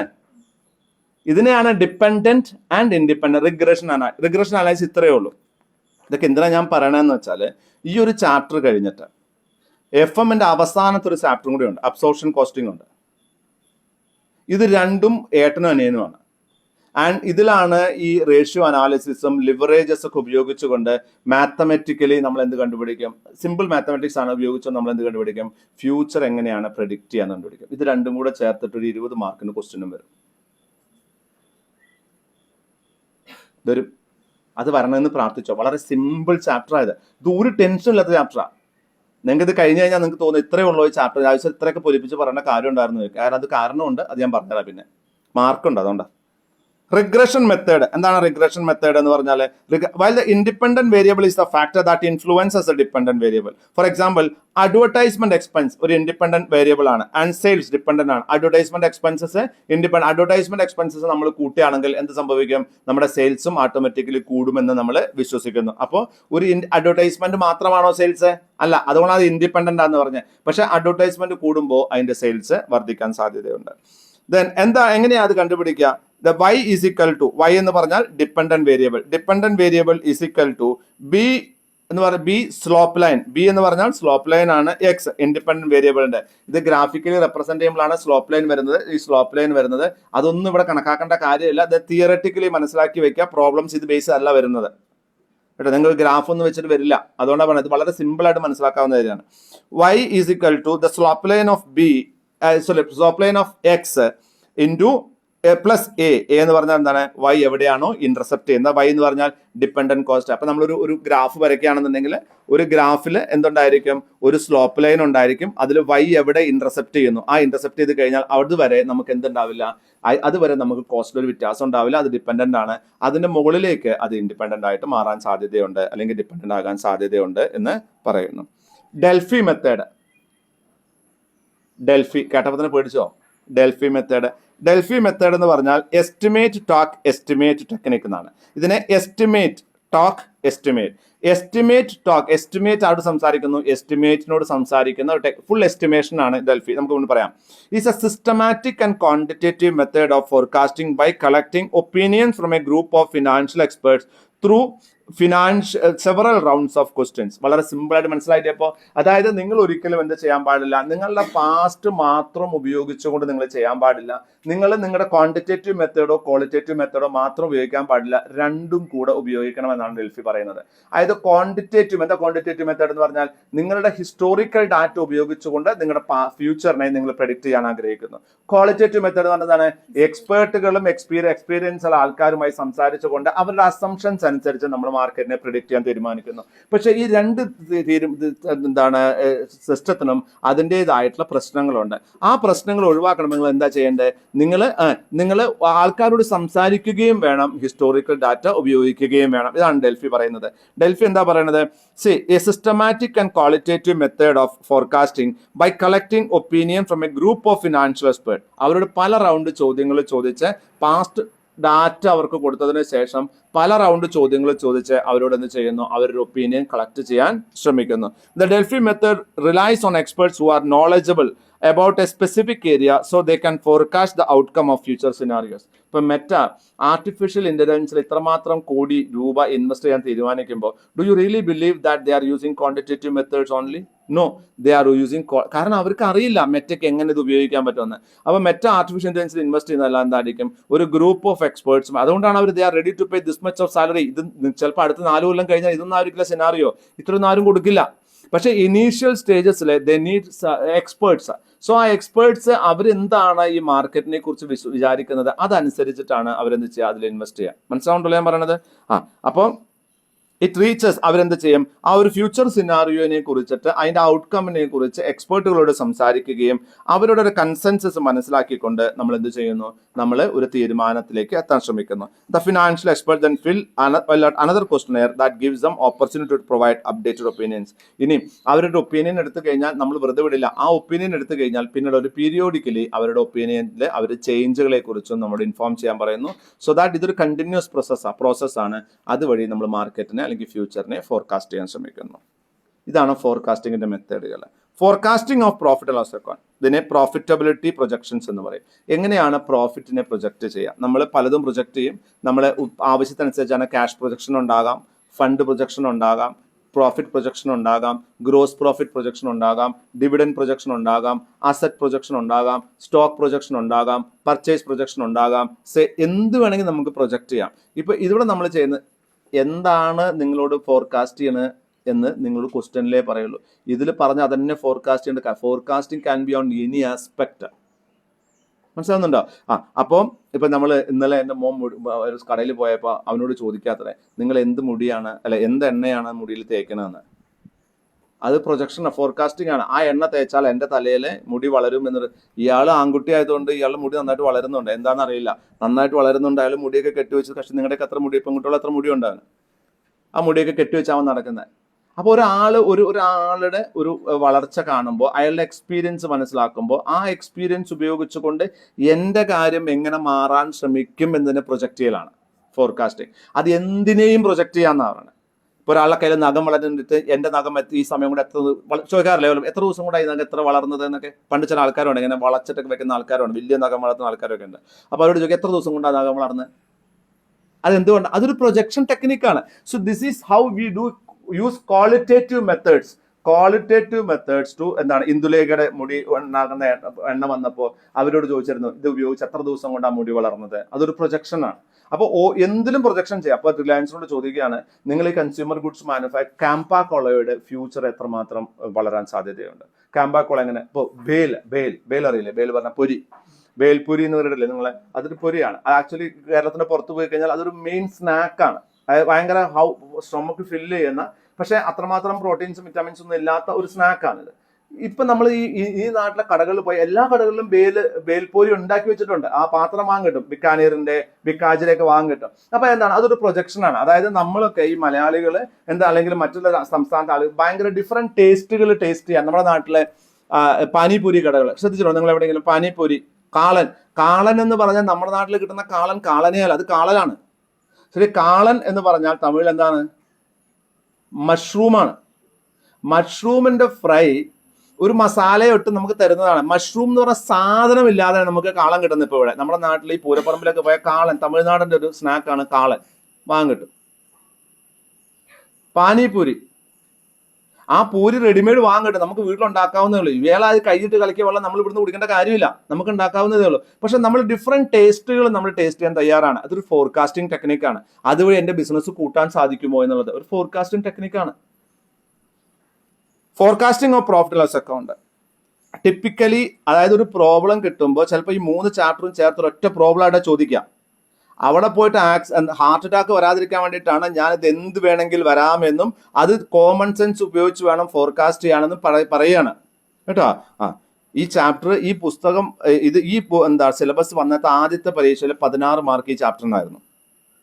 It is advisable. Typically, the starting point of profit and loss forecasting is to forecast sales revenue. ഒരു പ്രോഫിറ്റ് ആൻഡ് ലോസ് അക്കൗണ്ട് നമ്മൾ ഫോർകാസ്റ്റ് ചെയ്യുകയാണെന്നുണ്ടെങ്കിൽ, പ്രോഫിറ്റ് അല്ലെങ്കിൽ ലോസ് ആണോ ഒരു കമ്പനിക്ക് ഉണ്ടാവുക എന്ന് നമ്മൾ ഫോർകാസ്റ്റ് ചെയ്യുകയാണെങ്കിൽ ആദ്യം നമ്മൾ എവിടുന്ന സ്റ്റാർട്ട് ചെയ്യുക? Sales revenue. സെയിൽസ് കൂടിയാലല്ലേ പ്രോഫിറ്റ് കൂടുള്ളൂ. അതൊന്നും നിർബന്ധമൊന്നും ഇല്ല കേട്ടോ, സെയിൽസ് കൂടിയാലേ പ്രോഫിറ്റ് കൂടുള്ളൂ എന്ന്. പക്ഷെ അങ്ങനെയാണ് നമ്മൾ വിചാരിക്കുക. അപ്പോൾ ആദ്യം നമ്മൾ എന്ത് ഫോർകാസ്റ്റ് ചെയ്യും? Sales revenue. Then the sales and production is closely Inter related. അപ്പോൾ സെയിൽസും പ്രൊഡക്ഷനും ക്ലോസ്ലി ഇന്റർ റിലേറ്റഡ് ആണ്. അപ്പോൾ അതുകൊണ്ട് തന്നെ പ്രൊഡക്ഷൻ നമുക്ക് എന്ത് ചെയ്യണം? ഫോർകാസ്റ്റ് ചെയ്യുന്നത്. പ്രൊഡക്ഷൻ പറഞ്ഞാൽ purchases, stock, fixed direct expenses, indirect expense, ഇതൊക്കെ നമുക്ക് ഫോർകാസ്റ്റ് ചെയ്യണം. എന്നാലേ നമുക്ക് ഈ സാധനം നമുക്ക് ആവശ്യത്തിനുള്ള ലാഭം ഉണ്ടാക്കി തരുമോ ഇല്ലയോ എന്ന് പറയാൻ പറ്റൂ. അപ്പൊ പ്രോഫിറ്റ് ആണോ ലോസ് ആണോ ഉണ്ടാവാൻ നോക്കുന്നത് എവിടെ നിന്നാണ്? സെയിൽസിൽ നിന്നാണ്. സെയിൽസ് നമുക്ക് മനസ്സിലാക്കണമെങ്കിൽ, അല്ലെങ്കിൽ സെയിൽസ് കൂടണമെന്നുണ്ടെങ്കിൽ നമുക്ക് എന്ത് ചെയ്യണം? പ്രൊഡക്ഷൻ നമുക്ക് മനസ്സിലാക്കണം. അതുമായി റിലേറ്റ് ചെയ്തിട്ടുള്ള വേരിയബിൾ കോസ്റ്റും ഫിക്സഡ് കോസ്റ്റിലും എന്ത് സംഭവിക്കുന്നു എന്നും നമുക്ക് മനസ്സിലാക്കണം. Few points should be considered. ഒരു പ്രോഫിറ്റബിലിറ്റി പ്രൊജക്ട് ചെയ്യുന്ന സമയത്ത് നമ്മൾ കൺസിഡർ ചെയ്യേണ്ട ചില പോയിന്റുകളാണ്. ഒന്ന്, ഒരിക്കലും നിങ്ങൾ ഫുൾ കപ്പാസിറ്റി യൂട്ടിലൈസേഷൻ അസ്യൂം ചെയ്യാൻ പാടില്ല. അതായത് നിങ്ങൾ ബിസിനസ് സ്റ്റാർട്ട് ചെയ്യാണ്, ആ വർഷം തന്നെ ഫുൾ കപ്പാസിറ്റി നിങ്ങൾ അസ്യൂം ചെയ്യാൻ പാടില്ല. ഉദാഹരണം, ഞാനൊരു ഹോട്ടൽ തുടങ്ങുന്നു, എൻ്റെ കയ്യിൽ 50 റൂമുണ്ട്. ഞാൻ എൻ്റെ പ്രോഫിറ്റബിലിറ്റി പ്രൊജക്ട് ചെയ്യാണ്. ഞാൻ ഇങ്ങനെ വിചാരിക്കുകയാണ് 20-25 ദിവസം എൻ്റെ റൂമുകൾ 50 റൂമുകളും ഒക്യുപ്പൈ ചെയ്യപ്പെടുന്നു, ഫുള്ളായിട്ട് ഒക്യുപ്പൈ ചെയ്യപ്പെടുന്നു. ആർക്കും ഞാൻ ഡിസ്കൗണ്ട് കൊടുക്കുന്നില്ല. ഇവരെല്ലാം എൻ്റെ അടുത്ത് തന്നെ ഡിന്നർ കഴിക്കുന്നു, ലഞ്ച് കഴിക്കുന്നു. ഇങ്ങനെയൊക്കെ അസ്യൂം ചെയ്യാൻ പറ്റുമോ? നിങ്ങൾ ഹോട്ടൽ തുടങ്ങിയ ഉടനെ നിങ്ങളുടെ 50 റൂമിൽ ആൾ വരുമോ? ഇല്ല. നിങ്ങളുടെ റൂമിൽ ആൾക്കാർ ആദ്യം 1-2 റൂം ഉണ്ടാവും, ചില ദിവസം ആരും വരില്ല. അവർ പുറത്തു പോയിട്ട് ഭക്ഷണമൊക്കെ നിങ്ങളുടെ അടുത്ത് ഭക്ഷണം കഴിക്കില്ല. So you need to assume, you should never assume that actually full capacity initial സമയത്ത് യൂട്ടിലൈസ് ചെയ്യപ്പെടുമെന്ന് വിചാരിക്കാതെ. ഒരു മെഷീൻ ഉണ്ടാക്കുന്ന ഒരു പ്രോഡക്റ്റ് ഉണ്ടാക്കുന്ന മെഷീനാണ്. നിങ്ങൾക്ക് വേണമെങ്കിൽ ആ മെഷീനിൽ 500 പ്രോഡക്റ്റ് ഉണ്ടാക്കാം. പക്ഷെ 500 വിൽക്കാൻ സാധിക്കില്ലെങ്കിൽ 500 ഉണ്ടാക്കിയിട്ട് കാര്യമുണ്ടോ? ആദ്യത്തെ സമയത്ത് ഏതെങ്കിലും ഒരു പുതിയ ഗവൺമെന്റ് എല്ലാ സാധനവും എല്ലാവരും വാങ്ങത്തില്ല. അപ്പൊ ആദ്യത്തെ വർഷങ്ങളിൽ നിങ്ങൾ എന്ത് ചെയ്യാൻ പാടില്ല? ഫുൾ കപ്പാസിറ്റി യൂട്ടിലൈസേഷൻ, അല്ലെങ്കിൽ ആദ്യത്തെ പീരീഡിൽ നിങ്ങൾ എന്ത് ചെയ്യാൻ പാടില്ല? ഫുൾ കപ്പാസിറ്റി യൂട്ടിലൈസേഷൻ പ്രതീക്ഷിക്കാൻ പാടില്ല. അപ്പോൾ നമ്മൾ എന്ത് ചെയ്യണം? തുടക്ക വർഷങ്ങളിൽ എന്തായിരിക്കും? കപ്പാസിറ്റി യൂട്ടിലൈസേഷൻ കുറവായിരിക്കുമെന്നും ഭാവിയിൽ എന്തായിരിക്കും? കപ്പാസിറ്റി യൂട്ടിലൈസേഷൻ കൂടുമെന്നും നമ്മൾ അസ്യൂം ചെയ്യണം. It may be assumed that sales and production would be equal. സെയിൽസും പ്രൊഡക്ഷനും ഈക്വൽ ആകും എന്ന് അസ്യൂം ചെയ്യാം. Hence adjustment towards finished good stock is not required. പല സമയങ്ങളിലും ഇതൊക്കെ അസംഷൻസ് ആണ്. അതൊന്നും ഒരു പെർഫെക്റ്റ് മാത്തമാറ്റിക്കൽ ലീഗൽ മെത്തേഡ് ഒന്നുമല്ല. നിങ്ങളൊന്ന് ആലോചിച്ച് നോക്കും. നമ്മൾ അസ്യൂം ചെയ്യുന്നത് വേണമെങ്കിൽ നിങ്ങൾക്ക് അസ്യൂം ചെയ്യാം, എത്ര ഉണ്ടാക്കിയോ അത്രയും വിൽക്കും എന്ന് നമുക്ക് അസ്യൂം ചെയ്യാം. പക്ഷെ അത് എപ്പോഴും ഉറപ്പാവണമെന്നുണ്ടോ? അങ്ങനെ ഉറപ്പൊന്നുമില്ല. ചിലപ്പോൾ നമ്മൾ 50 എണ്ണം ഉണ്ടാക്കിയാൽ 40 എണ്ണേ വിൽക്കാൻ പറ്റുള്ളൂ, അതിൽ 2 എണ്ണം തിരിച്ചു വരാൻ സാധ്യതയുണ്ട്. അപ്പൊ ഡെഫിനറ്റ് ആയിട്ടും it's all up to you to decide. ഇവിടെ പറയുന്നത് നിങ്ങൾക്ക് വേണമെങ്കിൽ എന്ത് ചെയ്യാം, പ്രൊഡക്ഷനും സെയിൽസും ഈക്വൽ ആകുമെന്ന് പ്രതീക്ഷിക്കാം എന്ന് അസ്യൂം ചെയ്യാം. ഇറ്റ് മേ ബി അസ്യൂംഡ് എന്നാ പറഞ്ഞത്. ഇറ്റ് മേ ബി അസ്യൂംഡ് എന്നാ പറഞ്ഞത്. Then 3, revenue shall be considered net off excise duty. എന്താണ് റവന്യൂ എന്ന് പറഞ്ഞാൽ? എന്താണ് ലാഭം അല്ലെങ്കിൽ വരുമാനം. അത് എക്സൈസ് ഡ്യൂട്ടി കുറഞ്ഞതായിരിക്കണം. എന്താ എക്സൈസ് ഡ്യൂട്ടി എന്ന് പറഞ്ഞാൽ? അങ്ങനെ ഒരു ഡ്യൂട്ടി ഉണ്ടെങ്കിൽ, ഇപ്പൊ എക്സൈസ് ഡ്യൂട്ടിയുള്ള ചില പ്രോഡക്റ്റ്, സിഗരറ്റ് ആണെന്ന് വിചാരിക്കുക. സിഗരറ്റിൽ നിന്ന് കിട്ടുന്ന റവന്യൂ എന്ന് പറഞ്ഞാൽ ഒരു സാധനം ഉണ്ടാക്കി അത് ആ ഫാക്ടറിയിൽ നിന്നും വെയർ ഹൗസിലേക്ക് മാറ്റുകയാണെങ്കിൽ പോലും എക്സൈസ് ഡ്യൂട്ടി അടയ്ക്കണം. എന്നാൽ ഇന്ന് എക്സൈസ് ഡ്യൂട്ടി ഇല്ല പല പ്രോഡക്റ്റിനും. അപ്പൊ എക്സൈസ് ഡ്യൂട്ടി ഉള്ള പ്രോഡക്റ്റ് ആണെങ്കിൽ എക്സൈസ് ഡ്യൂട്ടി കുറച്ചിട്ടുള്ള എമൗണ്ട് ആണ് നിങ്ങളുടെ സെയിൽസ് റവന്യൂ ആയിട്ട് കണക്കാക്കേണ്ടത് എന്നാണ് പറയുന്നത്. എക്സൈസ് ഡ്യൂട്ടി നിങ്ങൾ കൊടുത്തേ മതിയാകൂ, നിങ്ങൾക്ക് അത് കൊടുക്കാതിരിക്കാൻ ഒരു വഴിയുമില്ല. That you are paying. അപ്പൊ എക്സൈസ് ഡ്യൂട്ടി കുറച്ച പൈസയാണ് നിങ്ങളുടെ റവന്യൂ. 50,000 രൂപയുടെ സെയിൽസ് നടത്തിയാൽ 50,000 രൂപയുടെ സാധനം ഉണ്ടാക്കിയാൽ 50,000 മൈനസ് ആൻഡ് എക്സൈസ് ഡ്യൂട്ടി ആണ് അതിന്റെ വാല്യൂ. ഇതൊരു ജനറൽ ഫിഗർ ആണ്. എക്സൈസ് ഡ്യൂട്ടി ഇന്ത്യയിൽ വളരെ ലിമിറ്റഡ് പ്രോഡക്ട്സിനേ ഉള്ളൂ, ആൽക്കഹോള് ഇതിനൊക്കെയാണ് ഉള്ളൂ. Then so far as the cost of production is concerned, the requirements of material per unit of output shall be considered and prices are defined in cost, insurance, freight terms. ഇനി എങ്ങനെയാണ് ഒരു സാധനം ഉണ്ടാക്കാനുള്ള cost എത്രയാകുമെന്ന് മനസ്സിലാക്കണമെങ്കിൽ നമ്മൾ എന്താ ചെയ്യേണ്ടത്? CIF method. CIF method cost, insurance, freight. അതിന് കൊണ്ടുവരാനുള്ള ചെലവടക്കം കണക്കാക്കിക്കൊണ്ട് ഒരു യൂണിറ്റിന് എത്ര രൂപയുടെ കോസ്റ്റ് വരും എന്ന് നമ്മൾ കാൽക്കുലേറ്റ് ചെയ്യണം. അതിൽ എന്ത് മെത്തേഡ് ഉപയോഗിക്കേണ്ടത്? CIF method. Cost, insurance, freight. That means വാങ്ങുന്ന സ്ഥലത്ത് നിന്ന് നമ്മുടെ കയ്യിലേക്ക് ആ മെറ്റീരിയൽ എത്താനുള്ള കോസ്റ്റ് ആണ് അതിന് മെറ്റീരിയൽ കോസ്റ്റ് എന്ന് ഉദ്ദേശിക്കുന്നത്. Okay. Then inflation factor shall be ignored and present cost of material shall be consider. നിങ്ങൾ ഇൻഫ്ലേഷൻ ഫാക്ടർ ഇഗ്നോർ ചെയ്യാം വേണമെങ്കിൽ, ഇൻഫ്ലേഷൻ ഫാക്ടർ. കാരണം എന്താണ്? നമ്മൾ ആ പീരീഡിൽ തന്നെ അത് വിൽക്കുന്നത് കൊണ്ട് ഇൻഫ്ലേഷൻ എഫക്ട് ചെയ്യാൻ സാധ്യതയില്ല. ഇന്നുണ്ടാക്കിയ സാധനം 2 കൊല്ലം കഴിഞ്ഞിട്ടല്ല വിൽക്കുന്നത്. ഇന്നുണ്ടാക്കിയ സാധനം അടുത്ത മാസമോ അല്ലെങ്കിൽ അതിന്റെ 15 ദിവസമോ നമ്മൾ വിറ്റ് തീർക്കും. അപ്പൊ അവിടെ ഇൻഫ്ലേഷൻ. ഇപ്പൊ ബ്രെഡ് ഉണ്ടാക്കുന്ന കമ്പനി ഇൻഫ്ലേഷൻ ഫാക്ടർ കൺസിഡർ ചെയ്യേണ്ടില്ല. പക്ഷെ ഷിപ്പ് ഉണ്ടാക്കുന്ന കമ്പനിക്ക് ഇൻഫ്ലേഷൻ ഫാക്ടർ കൺസിഡർ ചെയ്യണം. ഇതൊന്നും ഒരു ജനറൽ പോയിന്റ് അല്ല, ഇത് മാനേജ്മെന്റ് അക്കൗണ്ടിങ് ആണ്. മാനേജ്മെന്റ് അക്കൗണ്ടിങ് എന്ന് പറഞ്ഞാൽ ഒരു പെർട്ടിക്കുലർ സിനാരിയോയില് എന്ത് ചെയ്യണമെന്ന് ആലോചിക്കണം. ഒരു ഷിപ്പ് ഉണ്ടാക്കിയ കമ്പനി മുൻസിപ്പൽ ആ വർഷം തന്നെ അത് വിൽക്കുന്ന വല്ല ഗ്യാരണ്ടി ഉണ്ടോ? ഇല്ല. ഒരു ട്രാക്ടർ ഉണ്ടാക്കിയ കമ്പനി ചിലപ്പോൾ 6 മാസം കൊണ്ടായിരിക്കും ആ ട്രാക്ടർ വിൽക്കുക. അതേസമയം ബ്രെഡ് ഉണ്ടാക്കിയ കമ്പനിയോ അന്ന് തന്നെ അല്ലെങ്കിൽ 2 ദിവസം കൊണ്ട് വിറ്റ് തീർക്കണം, അല്ലെങ്കിൽ ആ സാധനം കേടുവരും, അല്ലേ? അപ്പൊ ഇൻഫ്ലേഷൻ ഫാക്ടർ സാധാരണ കേസിൽ കൺസിഡർ ചെയ്യാറില്ല. പക്ഷേ നിങ്ങൾ കയ്യിലിരിക്കുന്ന പ്രോബ്ലത്തില് അവരുണ്ടാക്കുന്ന പ്രോഡക്റ്റ് 2 കൊല്ലം കൊണ്ടോ 3 കൊല്ലം കൊണ്ടോ വിറ്റ് പോകുന്ന പ്രോഡക്റ്റ് ആണെങ്കിൽ ഇൻഫ്ലേഷൻ ഫാക്ടർ കൺസിഡർ ചെയ്യണം. It is you to assume. അപ്പോൾ എഴുതണം അസംഷൻ. നിങ്ങൾ if we assumed that inflation factor has to be considered, ഇന്ത്യയിലെ ഇൻഫ്ലേഷൻ 6.4% ലെവലാണ്, അത് 4.2% ലെവലാണ് ഗ്രോ ചെയ്യുന്നത്. അപ്പോൾ ഈ 4.2 കൂടെ ഇതിന്റെ ഫാക്ടർ കൂടെ ഇതിൽ കണക്കാക്കണം എന്ന് അടിയിൽ എഴുതി വെക്കണം. എന്നാലേ ഉത്തരം ശരിയാവുള്ളൂ. അപ്പോഴാണ് നിങ്ങളൊരു മാനേജ്മെന്റ് എക്സ്പേർട്ട് ആവുള്ളൂ. ദെൻ പക്ഷേ cost of material, present cost of material consider ചെയ്യണം. എന്താ പ്രസന്റ് കോസ്റ്റ് ഓഫ് മെറ്റീരിയൽ? ഇപ്പൊ ഞാൻ ഒരു സാധനം ഉണ്ടാക്കി. ആ സാധനം ഉണ്ടാക്കുമ്പോൾ അതിന്റെ കോസ്റ്റ് 5 രൂപയായിരുന്നു. ആ സാധനം ഞാൻ 8 രൂപയ്ക്ക് വിൽക്കുന്നു. മാർക്കറ്റിൽ ആ സാധനത്തിന് വില 15 രൂപയായി. അപ്പൊ നമ്മുടെ ലാഭം എത്രയാണ്?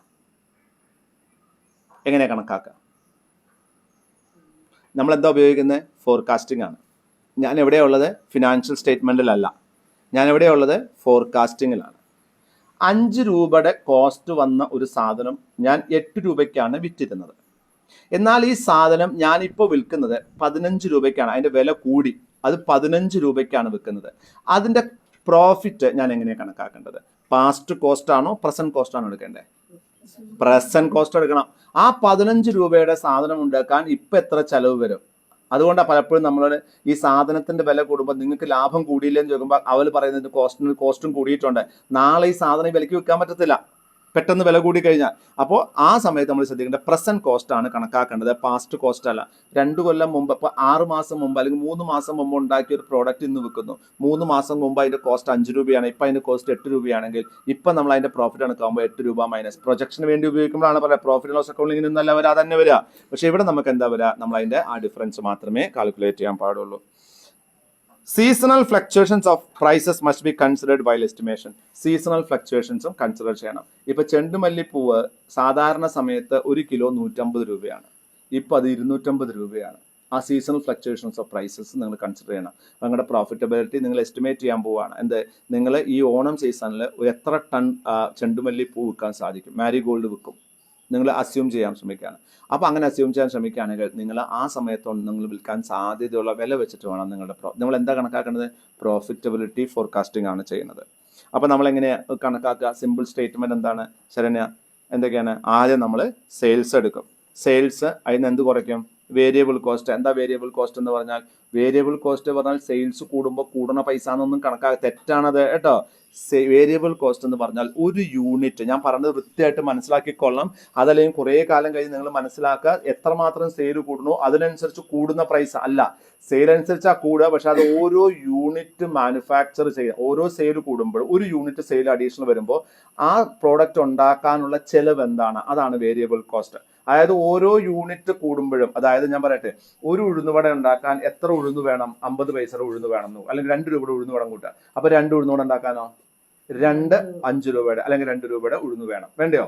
അത്ര ആണ് വേരിയബിൾ കോസ്റ്റ്. ഫിക്സഡ് കോസ്റ്റ് എത്രമാത്രം യൂണിറ്റ് ഉണ്ടാക്കിയാലും ഒരു കപ്പാസിറ്റി വരെ ഒരു മാറ്റവും മാറാത്തതാണ് ഫിക്സഡ് കോസ്റ്റ്. മുൻസിഫിന് മനസ്സിലാവില്ല. മുൻസിഫർ എക്സാമ്പിൾ ഇങ്ങോട്ട് പറഞ്ഞ, ഏതെങ്കിലും ഒരു എക്സാമ്പിൾ പറഞ്ഞ. ഒരു ഹോട്ടൽ നമുക്ക് എക്സാമ്പിൾ ആക്കി എടുക്കാം. അല്ലെങ്കിൽ വേണ്ട, നമുക്ക് മാരുതിയുടെ പുതിയ പ്ലാന്റ് എടുക്കാം. നമുക്ക് ഒരു പ്ലാന്റിൽ, മാരുതിയുടെ മനേസാർ പ്ലാന്റിൽ ഒരു ആഴ്ച 2000 മാരുതി സ്വിഫ്റ്റ് ഉണ്ടാക്കാൻ പറ്റും. അവിടെ ഒരു മാരുതി സ്വിഫ്റ്റ് ഉണ്ടാക്കിയാലും അത് ബന്ധാക്കിയാലും അത് ഒരു മാസം തുറക്കാതിരുന്നാലും അല്ലെങ്കിൽ 2000 സ്വിഫ്റ്റ് ഉണ്ടാക്കിയാലും അതിന്റെ ഫിക്സഡ് കോസ്റ്റ് സെയിം അല്ലേ? അത് അടച്ചിട്ടാൽ ആ ചെലവ് കൊടുക്കണം. ഒരെണ്ണം ഉണ്ടാക്കിയാലും ആ ചെലവ് കൊടുക്കണം, 2000 ഉണ്ടാക്കിയാലും ആ ചെലവ് കൊടുക്കണം. അപ്പൊ എന്താണ് ഫിക്സഡ് കോസ്റ്റ്? എത്ര യൂണിറ്റ് ഉണ്ടാക്കിയാലും 2000 യൂണിറ്റ് വരെ ഫിക്സഡ് കോസ്റ്റ് കൂടുന്നില്ല. ഇനി 2001 യൂണിറ്റ് ഉണ്ടാക്കണമെങ്കിലോ വേറെ അതുപോലത്തെ ഒരു ഫിക്സഡ് കോസ്റ്റ് വരുന്ന ഒരു ഫാക്ടറി ഉണ്ടാക്കണം. അവിടെ ഒരു യൂണിറ്റ് ഉണ്ടാക്കിയാലും 2000 യൂണിറ്റ് ഉണ്ടാക്കിയാലും ഒരു ചെലവാണ്. Is it clear? That is fixed cost. Maruti ഒരു കാറാണ് ഉണ്ടാക്കിക്കൊണ്ടിരിക്കുന്നത്. എന്തിനാ? ഒരു കാറാണ് അവിടെ ഉണ്ടാക്കുന്നത്. അതിന്റെ കോസ്റ്റ്, ഒരു സ്വിഫ്റ്റ് കാർ ഉണ്ടാക്കാനുള്ള മാരുതിയുടെ കോസ്റ്റ് 3.5 ലക്ഷം രൂപയാണ്. അപ്പോൾ ഓരോ സ്വിഫ്റ്റ് കാർ ഉണ്ടാക്കണമെങ്കിലും അഡീഷണൽ 3.5 ലക്ഷം ചെലവുണ്ടാവില്ലേ? രണ്ടാമത്തെ കാർ ഉണ്ടാക്കുമ്പോൾ വീണ്ടും ഒരു 3.5 ലക്ഷം ചെലവാക്കണ്ടേ? മൂന്നാമത്തെ കാർ ഉണ്ടാക്കുമ്പോൾ വീണ്ടും ഒരു 3.5. ഇതാണ് വേരിയബിൾ കോസ്റ്റ്. ഓരോ യൂണിറ്റ് ഓഫ് പ്രൊഡക്ഷൻ കൂടുമ്പോഴും അതിന് കറസ്പോണ്ടിങ് ആയിട്ട് നമ്മൾ ഇൻവെസ്റ്റ് ചെയ്യുന്നതാണ് എന്ത്? Variable cost.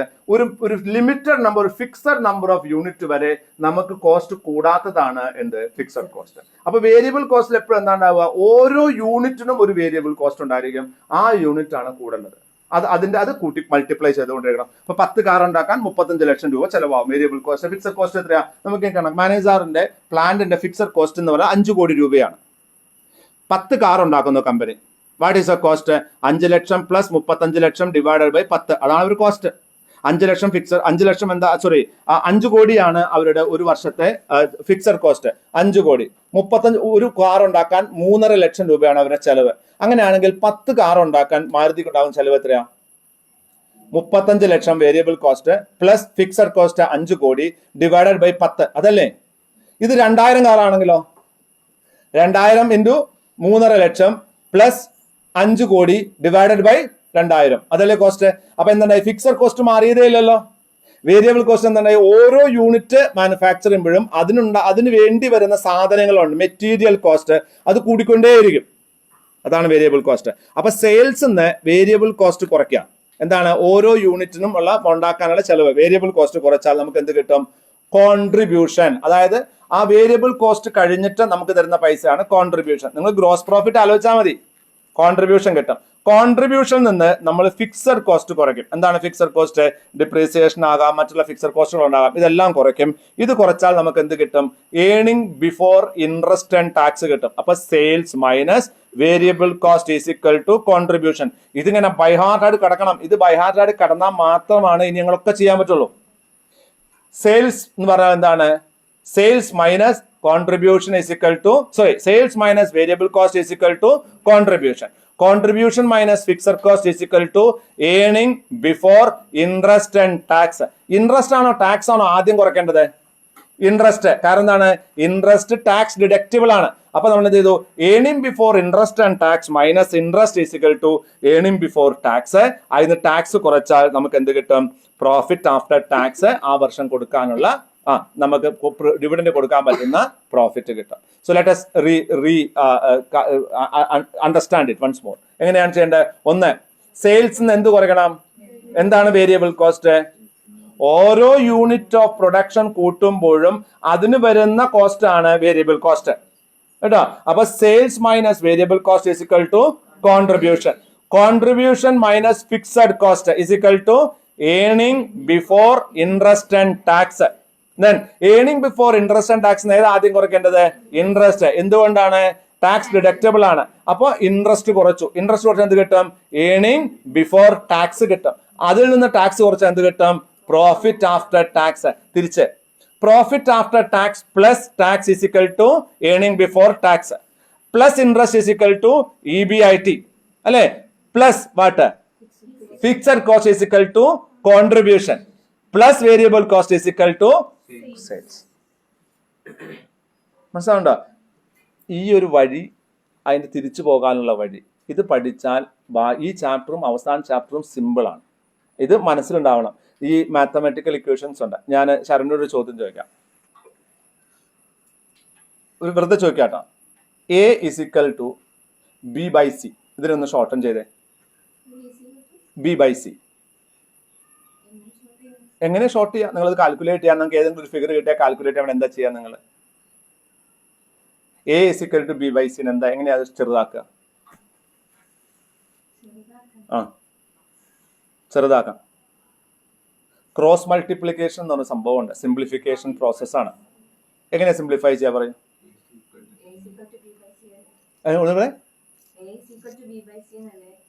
അതെ അതെ, AC is equal to B. അപ്പോ ഇതെന്തിനാ ഇങ്ങനെയൊക്കെ പറയണം? മനസ്സിലായിക്കൊള്ളാം. ഇത് നമ്മൾ ഈ സാധാരണ കണക്ക് പഠിക്കാൻ ഇഷ്ടമില്ലാത്ത ചില ആൾക്കാർ, എന്നെ പോലത്തെ ആൾക്കാർ ബുദ്ധിമുട്ടും. അതുകൊണ്ടാണ് പറയണത്, ഇങ്ങനെ ചില തിയറികൾ വരുമ്പോൾ അതിലേതെങ്കിലും ഒരു ഫിഗർ തന്നിട്ടുണ്ടാവും. അത് കണ്ടുപിടിക്കാൻ നമ്മൾ എന്ത് ചെയ്യേണ്ടി വരും? സിംപ്ലിഫിക്കേഷൻ പ്രോസസ്സ് കൂടെ കടന്നു പോകേണ്ടി വരും. ഇതൊക്കെ നിങ്ങൾ പഠിച്ചേ മതിയാവും. A is equal to B/C എന്ന് പറഞ്ഞാൽ A/1 എന്നാണ് അർത്ഥം. അപ്പൊ അങ്ങനെയാണെങ്കിൽ ക്രോസ് മൾട്ടിപ്ലൈ ചെയ്യും. അപ്പോൾ AC is equal to B. അപ്പൊ അതിൽ ഏതെങ്കിലും ഒരു ഫിഗർ തന്നിട്ടുണ്ടെങ്കിൽ അത് വെച്ചിട്ട് നമ്മൾ മാത്തമാറ്റിക്കൽ ഫോർമുല ഉപയോഗിച്ച് നമ്മൾ എന്ത് ചെയ്യും? അതിന്റെ എമൗണ്ട് കണ്ടെത്താൻ ശ്രമിക്കും. ഇങ്ങനെയാണ് നമ്മൾ ഇത് കണ്ടെത്തേണ്ടത്. സിമ്പിൾ പ്രോസസ്സാണ്. ഇതൊക്കെ നിങ്ങൾ 3ാം ക്ലാസ്സിലോ 4ാം ക്ലാസ്സിലോ 5ാം ക്ലാസ്സിലോ പഠിച്ചിട്ടുള്ള മാത്തമാറ്റിക്സ് ആണ്. അല്ലാണ്ട് +2നോ അല്ലെങ്കിൽ മാത്തമാറ്റിക്സിന്റെ PhDക്കോ ചെയ്തൊന്നുമല്ല. സിമ്പിൾ പ്രോബ്ലംസ് ആണ്. ഇതൊക്കെ ഓർമ്മയുണ്ടാവണം. അപ്പോൾ നമ്മൾ ഒന്നുകൂടി പറയാം. Sales minus contribution is equal to what? Sales minus variable cost is equal to contribution. Contribution minus fixed cost is equal to earning before interest and tax minus interest, earning before tax minus tax, profit after tax. Okay, now you will go to the next problem. You are the company secretary of DP Limited and assigned task of profitability projections of different scenarios based on historical data provided. ഇവിടെ ഒരു പ്രശ്നം എന്താണെന്ന് വെച്ചാൽ, നിങ്ങളോട് forecast ചെയ്യാൻ പറയും. ഈ product ഈ കമ്പനി ചെയ്യേണ്ടതുണ്ടോ, അല്ലെങ്കിൽ ഈ ബിസിനസ് കമ്പനി ചെയ്യേണ്ടതുണ്ടോ, അല്ലെങ്കിൽ ഈ ഒരു അഡീഷണൽ പ്രൊഡക്ഷൻ നമ്മൾ ചെയ്യേണ്ടതുണ്ടോ, അല്ലെങ്കിൽ ഈ അഡീഷണൽ സെയിൽസ് നമുക്ക് ലാഭകരമാണോ എന്നൊക്കെ ചോദിക്കും. അപ്പോൾ ഉത്തരം കണ്ടെത്തുന്നതിനോടൊപ്പം തന്നെ ഇമ്പോർട്ടൻ്റ് ആണ് അതുവഴി നിങ്ങളുടെ എക്സ്പ്ലനേഷൻ കൊടുക്കുന്നത്. അപ്പോൾ നിങ്ങൾ അവിടെ എഴുതണം, ലൈക്ക് ഇങ്ങനെ ഒരു സിനാരിയോ ഇങ്ങനെ വന്നതുകൊണ്ട് ഇത്ര മാറ്റങ്ങൾ വരുന്നത് കൊണ്ട് ഇങ്ങനെയുള്ള മാറ്റങ്ങൾ കമ്പനിക്ക് നെഗറ്റീവ് ആണ് അല്ലെങ്കിൽ പോസിറ്റീവ് ആണ്, അതുവഴി ഇത് ചെയ്യാവുന്നതാണ് അല്ലെങ്കിൽ ചെയ്യാൻ പാടില്ല, അല്ലെങ്കിൽ നമുക്ക് അടുത്ത വർഷത്തേക്ക് മാറ്റി വെക്കാം എന്നതിനെ കുറിച്ച് അഭിപ്രായം പറയാൻ നിങ്ങൾക്ക് അറിയണം. അത് നിങ്ങൾ ആ അസംഷൻ അനുസരിച്ചാണ് നിങ്ങളത് പറയുന്നത്. ദെൻ നിങ്ങളുടെ റവന്യൂ എന്ന് പറഞ്ഞാൽ എത്രയാണ്? 200. അതാണ് സെയിൽസ്. റവന്യൂ എന്ന് പറഞ്ഞാൽ സെയിൽസ്. വേരിയബിൾ കോസ്റ്റ് എത്രയാണ്? 60%. അപ്പൊ നമ്മുടെ കോൺട്രിബ്യൂഷൻ കിട്ടി. കോൺട്രിബ്യൂഷൻ എത്രയാ? 80. നമ്മൾ ഇവിടെ തന്നെ എഴുതുകയാണ് 200 മൈനസ് 120 അല്ലേ, 80 കിട്ടി. അതിൽ ഫിക്സഡ് കോസ്റ്റ് എത്രയാണ്? 20 പ്ലസ് ഡിപ്രീസിയേഷൻ എത്രയാണ്? 25. അപ്പൊ ടോട്ടൽ ഫിക്സഡ് കോസ്റ്റ് എത്രയാ? 45 അല്ലേ? അപ്പൊ എത്രയാ? 35 നമുക്ക് കിട്ടി അല്ലെ. 40, 70, 80, 35 കിട്ടി. ഡിപ്രീസിയേഷൻ ടാക്സസ് എത്രയാ? 10. ക്യാഷ് ഫ്രം ഓപ്പറേഷൻ എത്രയാ? 50. നെറ്റ് ക്യാഷ് ഫ്ലോ എത്രയാ? 50. ഇനി നമ്മളുടെ അത് നമ്മൾ അതുവരെ നിർത്തുന്നു. ഇനി അപ്പോൾ നമുക്ക് പ്രോബ്ലത്തിന്റെ അഡീഷണൽ ഇൻഫർമേഷൻ വായിക്കാം. Then company is forecasting that sales will be increased by 37.5% approximately. Keep in the mind of market forces. Company പ്രതീക്ഷിക്കുന്നത് ഇപ്പോൾ നടന്നുകൊണ്ടിരിക്കുന്നത് പോലെ ബിസിനസ് നടക്കുകയാണെങ്കിൽ 37% നമ്മുടെ സെയിൽസ് വർദ്ധിക്കുമെന്ന് ആര് പ്രതീക്ഷിക്കുന്നു? കമ്പനി പ്രതീക്ഷിക്കുന്നു. The variable cost will be forecasted at 56% of sales. Variable cost ഇപ്പോൾ ഉള്ള 60% നിന്നും എത്രയായിട്ട് മാറും? 56%. അപ്പോൾ എഫിഷ്യൻസി വർദ്ധിക്കും, ആൾക്കാരുടെ എഫിഷ്യൻസി വർദ്ധിക്കുമെന്ന് കമ്പനി വിശ്വസിക്കുന്നു. Then company is in the anticipation of having fixed cost of 15 crores. കമ്പനിക്ക് എന്താണ് 15 കോടി ഫിക്സഡ് കോസ്റ്റ് വരുമെന്നാണ് പ്രതീക്ഷിക്കുന്നത്. അപ്പൊ 20 കോടി എത്രയായിട്ട് മാറും? 15 കോടിയായിട്ട് മാറും. Then and other side the worst situation, ഇനി അഥവാ നമ്മൾ വിചാരിക്കുന്ന ഒരു സിറ്റുവേഷൻ നടന്നില്ല എന്ന് കരുതുക. അങ്ങനെയാണെന്നുണ്ടെങ്കിൽ സെയിൽസ് എത്രയാവും? 25% കുറയാൻ സാധ്യതയുണ്ട്. ആൻഡ് വേരിയബിൾ കോസ്റ്റ് എത്രയായിട്ട് മാറും? 65% മാറും. കമ്പനിക്ക് ഫിക്സഡ് കോസ്റ്റ് എത്രയായിട്ട് മാറും? 25 മാറും. ആൻഡ് ഫോർകാസ്റ്റ് ഡിപ്രീസിയേഷൻ റിമെയിൻ രണ്ട് കേസിലും എന്തില്ല? ഡിപ്രീസിയേഷൻ അൺചേഞ്ച്ഡ് ആണ്. And the tax rate will be applicable at 28.5%.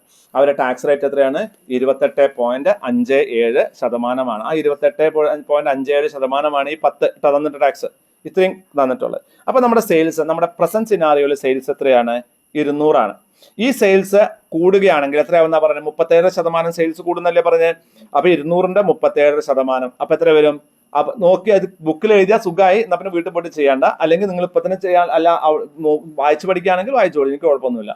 200ന്റെ 37% എത്രയാ? 75. അപ്പോൾ എന്താണ് 275 ആകാൻ സാധ്യതയുണ്ട് എന്ന് അസ്യൂം ചെയ്യുന്നു ഒരു സിറ്റുവേഷൻ. രണ്ടാമത്തെ സിറ്റുവേഷനിൽ എന്താ ചെയ്യുന്നത്? നമ്മൾ അത് 25% കുറയാൻ സാധ്യതയുണ്ട് എന്ന് വിശ്വസിക്കുന്നു. അപ്പൊ എത്രയായി? 150 അതിന്റെ സെയിൽസ്. അപ്പോൾ 200 ആണ് ഇപ്പോൾ സെയിൽസ്. നമ്മൾ പോസിറ്റീവ് ചിന്തിക്കുമ്പോൾ നമുക്കൊരു 275 വരെ സെയിൽസ് കൂടാൻ സാധ്യതയുണ്ടെന്ന് വിശ്വസിക്കുന്നു. പക്ഷെ നമ്മൾ എപ്പോഴും ഒരു ഉയരത്തിനെ അപേക്ഷിച്ച് നോക്കുമ്പോൾ ഒരു താഴ്ച കൂടി കാണണ്ടേ? അഥവാ നമ്മൾ വിചാരിച്ചോ നടന്നിട്ടില്ല എങ്കിൽ, നെഗറ്റീവ് ആണ് മാർക്കറ്റിൽ ബിഹേവിയർ വരുന്നതെങ്കിൽ നമുക്ക് എത്ര സെയിൽ ഉണ്ടാകാം? 150 പീസേ സെയിൽ ഉണ്ടാവുള്ളൂ, അല്ലെങ്കിൽ 150 കോടിയുടെ സെയിലേ ഉണ്ടാവുള്ളൂ എന്ന് കമ്പനി വിശ്വസിക്കുന്നു. രണ്ട് സിറ്റുവേഷനാണ്. ഇതിന്റെ വേരിയബിൾ കോസ്റ്റ് എത്രയാണ്? നമ്മുടെ പ്രസന്റ് സിറ്റുവേഷൻ 60% വേരിയബിൾ കോസ്റ്റ് നമുക്ക് തന്നിട്ടുണ്ട്, 120. അതേസമയം 275 ആകുമ്പോൾ നമ്മുടെ വേരിയബിൾ കോസ്റ്റ് എത്രയായിട്ട് മാറും? 56% ആകും. അപ്പൊ 56% ഓഫ് 275 എടുക്കുക. അപ്പൊ അത് എത്ര കിട്ടും? 154 കോടി രൂപയാണ് നമുക്ക് എന്ത് പറയുക? വേരിയബിൾ കോസ്റ്റ് വരിക. എന്നാൽ അതിൽ പെസിമിസ്റ്റിക് സിനാരിയോ എന്താണ്? നെഗറ്റീവ് സിനാരിയോയില് നമ്മുടെ സെയിൽസിന്റെ 65%, 5% ഇൻക്രീസ് എന്തുണ്ടാകാൻ സാധ്യതയുണ്ട്? ഈ വേരിയബിൾ കോസ്റ്റ് ഉണ്ടാകാൻ സാധ്യതയുണ്ട്. അപ്പൊ നമുക്ക് എത്രയായി? 97.5 കോടി രൂപ നമുക്ക് എന്ത് വരാം? വേരിയബിൾ കോസ്റ്റ് നെഗറ്റീവ് സിനാരിയോയിൽ വരാം. ഇനി അപ്പൊ നമ്മൾ അതിന്റെ കോൺട്രിബ്യൂഷൻ കണ്ടെത്തി. ഹിസ്റ്റോറിക്കൽ ഡാറ്റ വെച്ച പ്രസന്റ് സിനാരിയോയില് നമുക്ക് 80 കോടി രൂപയാണ് നമ്മുടെ കോൺട്രിബ്യൂഷൻ എങ്കിൽ, നമ്മുടെ മാർക്കറ്റിൽ നമ്മൾ വിചാരിച്ചതുപോലെ 275 കോടിയിലേക്ക് നമ്മുടെ സെയിൽസ് കൂടുകയാണെങ്കിൽ നമ്മുടെ എന്താണ് എത്ര വരും? 121 കോടി രൂപ കോൺട്രിബ്യൂഷൻ വരാം. ഇനി നെഗറ്റീവ് സിനാരിയോ ആണെന്നുണ്ടെങ്കിൽ 52.5 രൂപയാണ് നമുക്ക് കോൺട്രിബ്യൂഷൻ വരിക. ദെൻ ഫിക്സഡ് കോസ്റ്റ് എത്രയാണ്? ഫിക്സഡ് കോസ്റ്റ് നമുക്ക് ഫിക്സഡ് കോസ്റ്റ് ആയിട്ട് നമുക്ക് അതർ എന്ന് പറഞ്ഞിട്ട് 20 തന്നിട്ടുണ്ട്. ദെൻ ഡിപ്രീസിയേഷൻ 25 തന്നിട്ടുണ്ട്. ഈ ഡിപ്രീസിയേഷനിൽ ഒരു മാറ്റവും ഇല്ല എന്ന് പറഞ്ഞിട്ടുണ്ട്. അപ്പൊ 3 സിനാരിയോയിലാണെങ്കിലും ഒരേ മെഷീനറിയാണ് ഉപയോഗിക്കുന്നത്. അപ്പൊ ഡിപ്രീസിയേഷൻ സെയിം ആണ്. അതേസമയം സാധാരണ ഫിക്സഡ് കോസ്റ്റിൽ മാറ്റമുണ്ട്. നമ്മൾ 200 യൂണിറ്റ് ആണ്, 200 കോടി രൂപയുടെ സെയിൽസ് ആണ് ഉണ്ടാക്കുന്നതെങ്കിൽ നമുക്ക് 20 ആണ് നമ്മുടെ ഡിപ്രീസിയേഷൻ വരിക.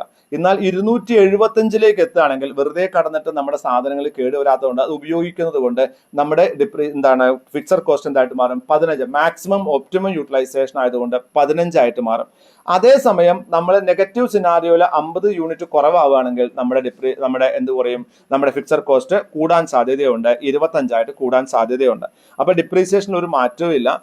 മറ്റുള്ള ഫിക്സഡ് കോസ്റ്റുകളിലാണ് എന്തുണ്ടാകുന്നത്? കുറെ മാനുഫാക്ചറിങ് പോസിറ്റീവ് സിനാരിയോയില് ഫിക്സഡ് കോസ്റ്റ് കുറയും, നെഗറ്റീവ് സിനാരിയോയില് ഫിക്സഡ് കോസ്റ്റ് കൂടും. അപ്പൊ നമുക്ക് earning before interest and tax കിട്ടി. എത്രയാണ്? 35 കോടിയാണ്. ഫസ്റ്റ് സാധാരണ നമ്മുടെ പ്രസന്റ് സിനാരിയോയില് സോണറ്റ് മനസ്സിലാവുന്നുണ്ടോ? പ്രസന്റ് സിനാരിയോയില് ഒപ്റ്റിമിസ്റ്റിക് സിനാരിയോയിലാണെങ്കിൽ 181 കോടി രൂപയുണ്ടാകും. അതേസമയം പെസിമിസ്റ്റിക് സിനാരിയോയിലാണെങ്കിൽ 2.5 കോടി ഉണ്ടാകും. ഇവിടെ തന്നെ നിങ്ങൾക്ക് ഒരു അസംഷൻ എടുക്കാൻ പറ്റും. അതായത് കമ്പനി ഇത് പ്രസന്റ് ലെവൽ മെയിൻറ്റെയിൻ ചെയ്യാൻ പറ്റുവാണെങ്കിൽ നമുക്ക് 35 കോടി രൂപയുടെ പ്രോഫിറ്റ് ഉണ്ടാകും, earning before interest and tax ഉണ്ടാകും. എന്നാൽ 50 യൂണിറ്റ് അതൊന്ന് കുറഞ്ഞാൽ നിങ്ങളുടെ പ്രോഫിറ്റ് ഉണ്ടാകുന്ന കുറവ് എന്ന് പറയുന്നത് എത്രയാണ്? 32.5 കോടി രൂപയാണ്. വെറും 50 യൂണിറ്റ് കുറയുമ്പോൾ നിങ്ങളുടെ പ്രോഫിറ്റ് എന്ത് വരും? 32.5 കോടി കുറയും, 2.5 കോടിയായിട്ട് മാറും. എന്നാൽ നിങ്ങൾ ഇവിടെ നിന്ന് വെറും ഒരു 75 യൂണിറ്റ് എക്സ്ട്രാ കൂട്ടുകയാണെങ്കിൽ നിങ്ങളുടെ നിങ്ങളുടെ പ്രോഫിറ്റ് എത്ര കൂടും? 81 കോടിയാവും. അപ്പൊ അതിന്റെ അർത്ഥം എന്താണ്? നിങ്ങളുടെ പ്രോഫിറ്റബിലിറ്റി വളരെ ഒരു ചെറിയൊരു മാറ്റം നിങ്ങളുടെ സെയിൽസിൽ ഉണ്ടാകുമ്പോൾ നിങ്ങളുടെ പ്രോഫിറ്റബിലിറ്റി വളരെ വലിയൊരു വർധനവ് ഉണ്ടാകുന്നു. എന്നാൽ ചെറിയൊരു ഡ്രോപ്പ് നിങ്ങളുടെ 75 യൂണിറ്റ് കൂടുമ്പോൾ 35 നിന്നും 81 കോടിയായി. അതേസമയം 50 യൂണിറ്റ് കുറഞ്ഞ ഉടനെ 35 നിന്നും നിങ്ങളുടെ പ്രോഫിറ്റ് എത്രയായി? 2.5 കോടിയായി. അപ്പോൾ നിങ്ങളുടെ മാർക്കറ്റിൽ ഇനി 150 കുറഞ്ഞാലോ? 140 യൂണിറ്റ് ഒക്കെ ആയാലോ നിങ്ങൾ ലോസിലേക്ക് പോകും. അപ്പൊ നിങ്ങളുടെ കമ്പനിക്ക് ഇതൊരു ബ്രേക്ക് ഈവൻ പോയിന്റ് ആണ്. ഇവിടെ നിന്ന് മുമ്പിലേക്ക് പോകാൻ എന്ത് ചെയ്യണമെന്നും താഴോട്ട് പോകാതിരിക്കാൻ എന്ത് ചെയ്യണമെന്നാണ് നിങ്ങൾ തീരുമാനം. ഇതാണല്ലോ ഫോർകാസ്റ്റിംഗിന്റെ പർപ്പസ്. അല്ല എന്താ ഫോർകാസ്റ്റിംഗിന്റെ purpose? Okay, then less tax എത്രയാ പറഞ്ഞേ? 28.57%. ആദ്യത്തിൽ നമുക്ക് 10 കോടി തന്നിട്ടുണ്ട്, ഓരോന്നിനും ടാക്സ് കുറച്ചു. ടാക്സ് കുറച്ചപ്പോൾ നമുക്ക് എന്ത് കിട്ടി? ഏണിംഗ് ആഫ്റ്റർ ടാക്സ് കിട്ടി കേട്ടോ. ഇൻട്രസ്റ്റ് നമുക്ക് ഇവിടെ തരാത്തതുകൊണ്ട് നമുക്കത് ആവശ്യമില്ല. ടാക്സ് ഏണിംഗ് ആഫ്റ്റർ ടാക്സ് കിട്ടി. 25 കോടി രൂപയാണ് നമുക്ക് ഹിസ്റ്റോറിക്കൽ ഡാറ്റ വെച്ച പ്രസന്റ് സിനാരിയോയിലെ പ്രോഫിറ്റ് എങ്കിൽ ദെൻ ഒപ്റ്റിമിസ്റ്റിക് സിനാരിയോയിൽ നമുക്കത് എത്രയാവും? 57.86 കോടിയാവും. ദെൻ അത് പെസിമിസ്റ്റിക് നെഗറ്റീവ് സിനാരിയോയിലാണെങ്കിൽ 1.79 കോടിയാവും. അപ്പൊ നിങ്ങളുടെ കമ്പനി ബിസിനസ് കൂടിയില്ലെങ്കിൽ പോലും താഴോട്ട് വരാതിരിക്കാനാണ് ശ്രമിക്കേണ്ടത് എന്നൊരു തീരുമാനം എടുക്കണം. ദെൻ ഇനി എന്താണ് ഓപ്റ്റിമിസ്റ്റിക് സിനാരിയോയില് കമ്പനിക്ക് 57.86 കോടി രൂപ കിട്ടും. അതായത് പ്രോഫിറ്റബിലിറ്റി അറൌണ്ട് 13% വർദ്ധിക്കും.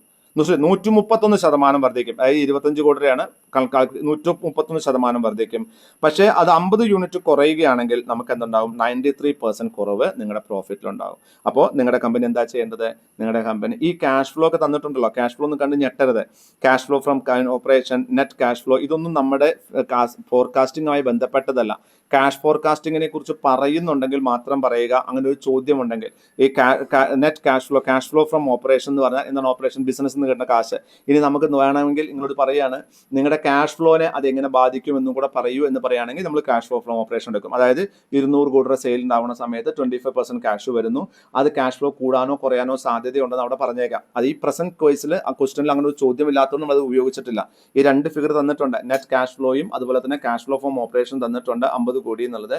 അത് that is you can compare that with sales ആയിട്ട് കമ്പയർ ചെയ്യാൻ പറ്റും. അങ്ങനെ കമ്പയർ ചെയ്യുന്ന സമയത്ത് അങ്ങനെ ഒരു ചോദ്യം ഉണ്ടെങ്കിൽ ഇത് ഉപയോഗപ്പെടാം, അല്ലെങ്കിൽ അത് ഉപയോഗിക്കേണ്ട കാര്യമില്ല, നമുക്ക് ആവശ്യമില്ല ഇതിൽ. Okay, forecasting of cash flow statement. നമ്മൾ പ്രോഫിറ്റബിലിറ്റി ഫോർകാസ്റ്റിംഗ് കഴിഞ്ഞു. ഇനി ക്യാഷ് ഫ്ലോ ഫോർകാസ്റ്റ് ചെയ്യാം. ക്യാഷ് ഫ്ലോ ഫോർകാസ്റ്റിന്റെ ആവശ്യമുണ്ടോ? വളരെ ആവശ്യമുണ്ട്. ഇപ്പം നിങ്ങളൊരു ലോൺ എടുക്കുന്ന സമയത്ത് നിങ്ങളുടെ ബാങ്കർ എന്താ ചോദിക്കുക? നിങ്ങൾക്ക് എത്ര സാലറി ഉണ്ടെന്ന് ചോദിക്കും. അത്രേ ചോദിക്കുള്ളൂ. നിങ്ങൾക്ക് ലോൺ തരുന്ന ബാങ്ക് അല്ല, ക്യാഷ് ഫ്ലോ മാത്രം നോക്കാം. നമുക്ക് ക്യാഷ് ഫ്ലോ, നിങ്ങൾക്ക് എത്ര സാലറി കിട്ടുന്നുണ്ട് അതല്ല ചോദിക്കുള്ളൂ. ഈ സാലറിയിൽ നിങ്ങൾക്ക് ആൾറെഡി എത്ര അടവുണ്ട്? ഇപ്പോൾ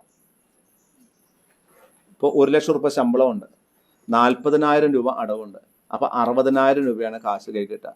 ടാക്സ് എത്രയുണ്ട്? 10% ആവറേജ് ടാക്സ് അടയ്ക്കും. അങ്ങനെയാണെങ്കിൽ അയാൾക്ക് ഒരു 10,000 രൂപ ടാക്സിന് പോകും. അപ്പോൾ ബാക്കി 50,000 രൂപയേ ഉള്ളൂ.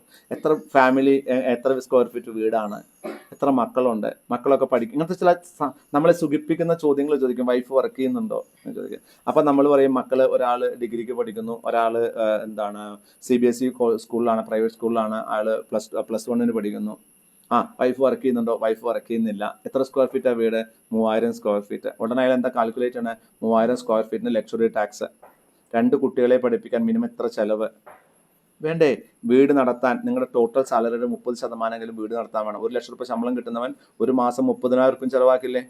അപ്പോൾ 30,000 പ്ലസ് നിങ്ങൾക്ക് ലോൺ തരാൻ പറ്റില്ല കേട്ടോ സാർ, ഡിക്ലൈൻ ചെയ്യും. എന്തുകൊണ്ടാണ്? 1 ലക്ഷം ശമ്പളം, 40,000 രൂപ ആൾറെഡി അടവുണ്ട്, 10,000 രൂപ ടാക്സ് കൊടുക്കണം, 30,000 രൂപ വീട് നടത്താൻ വേണം. അപ്പോൾ ഇതിലെ 50, 30, 80 പോയി. പിന്നെ മക്കൾക്ക് പഠിപ്പിക്കാൻ 2 കുട്ടികളെ പഠിപ്പിക്കുന്നുണ്ട്.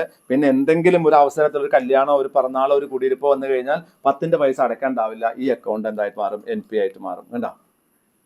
Cash flow we have to. ഇതൊരു ചെറിയ കേസാണ്. ഇനി ഒരു കമ്പനി ആണെങ്കിലോ, ഇപ്പോൾ 500 കോടി ലോണിന് വേണ്ടി ഒരു കമ്പനി ഒരാളെ അപ്രോച്ച് ചെയ്യുകയാണെങ്കിലോ, ബാങ്കറെ അപ്രോച്ച് ചെയ്യുകയാണെങ്കിലോ, banker will do a cash flow projection. നിങ്ങൾ എത്ര ക്യാഷ് ഫ്ലോ കൂടുമെന്ന് പ്രതീക്ഷിക്കുന്നു, എത്ര ക്യാഷ് ഫ്ലോ കുറയുമെന്ന് പ്രതീക്ഷിക്കുന്നു, ആ കൂടൽ കൊണ്ട് ഇയാൾക്ക് ഇത് അടയ്ക്കാൻ പറ്റുമോ? Pessimistic scenario and optimistic scenario കണ്ടെത്തും.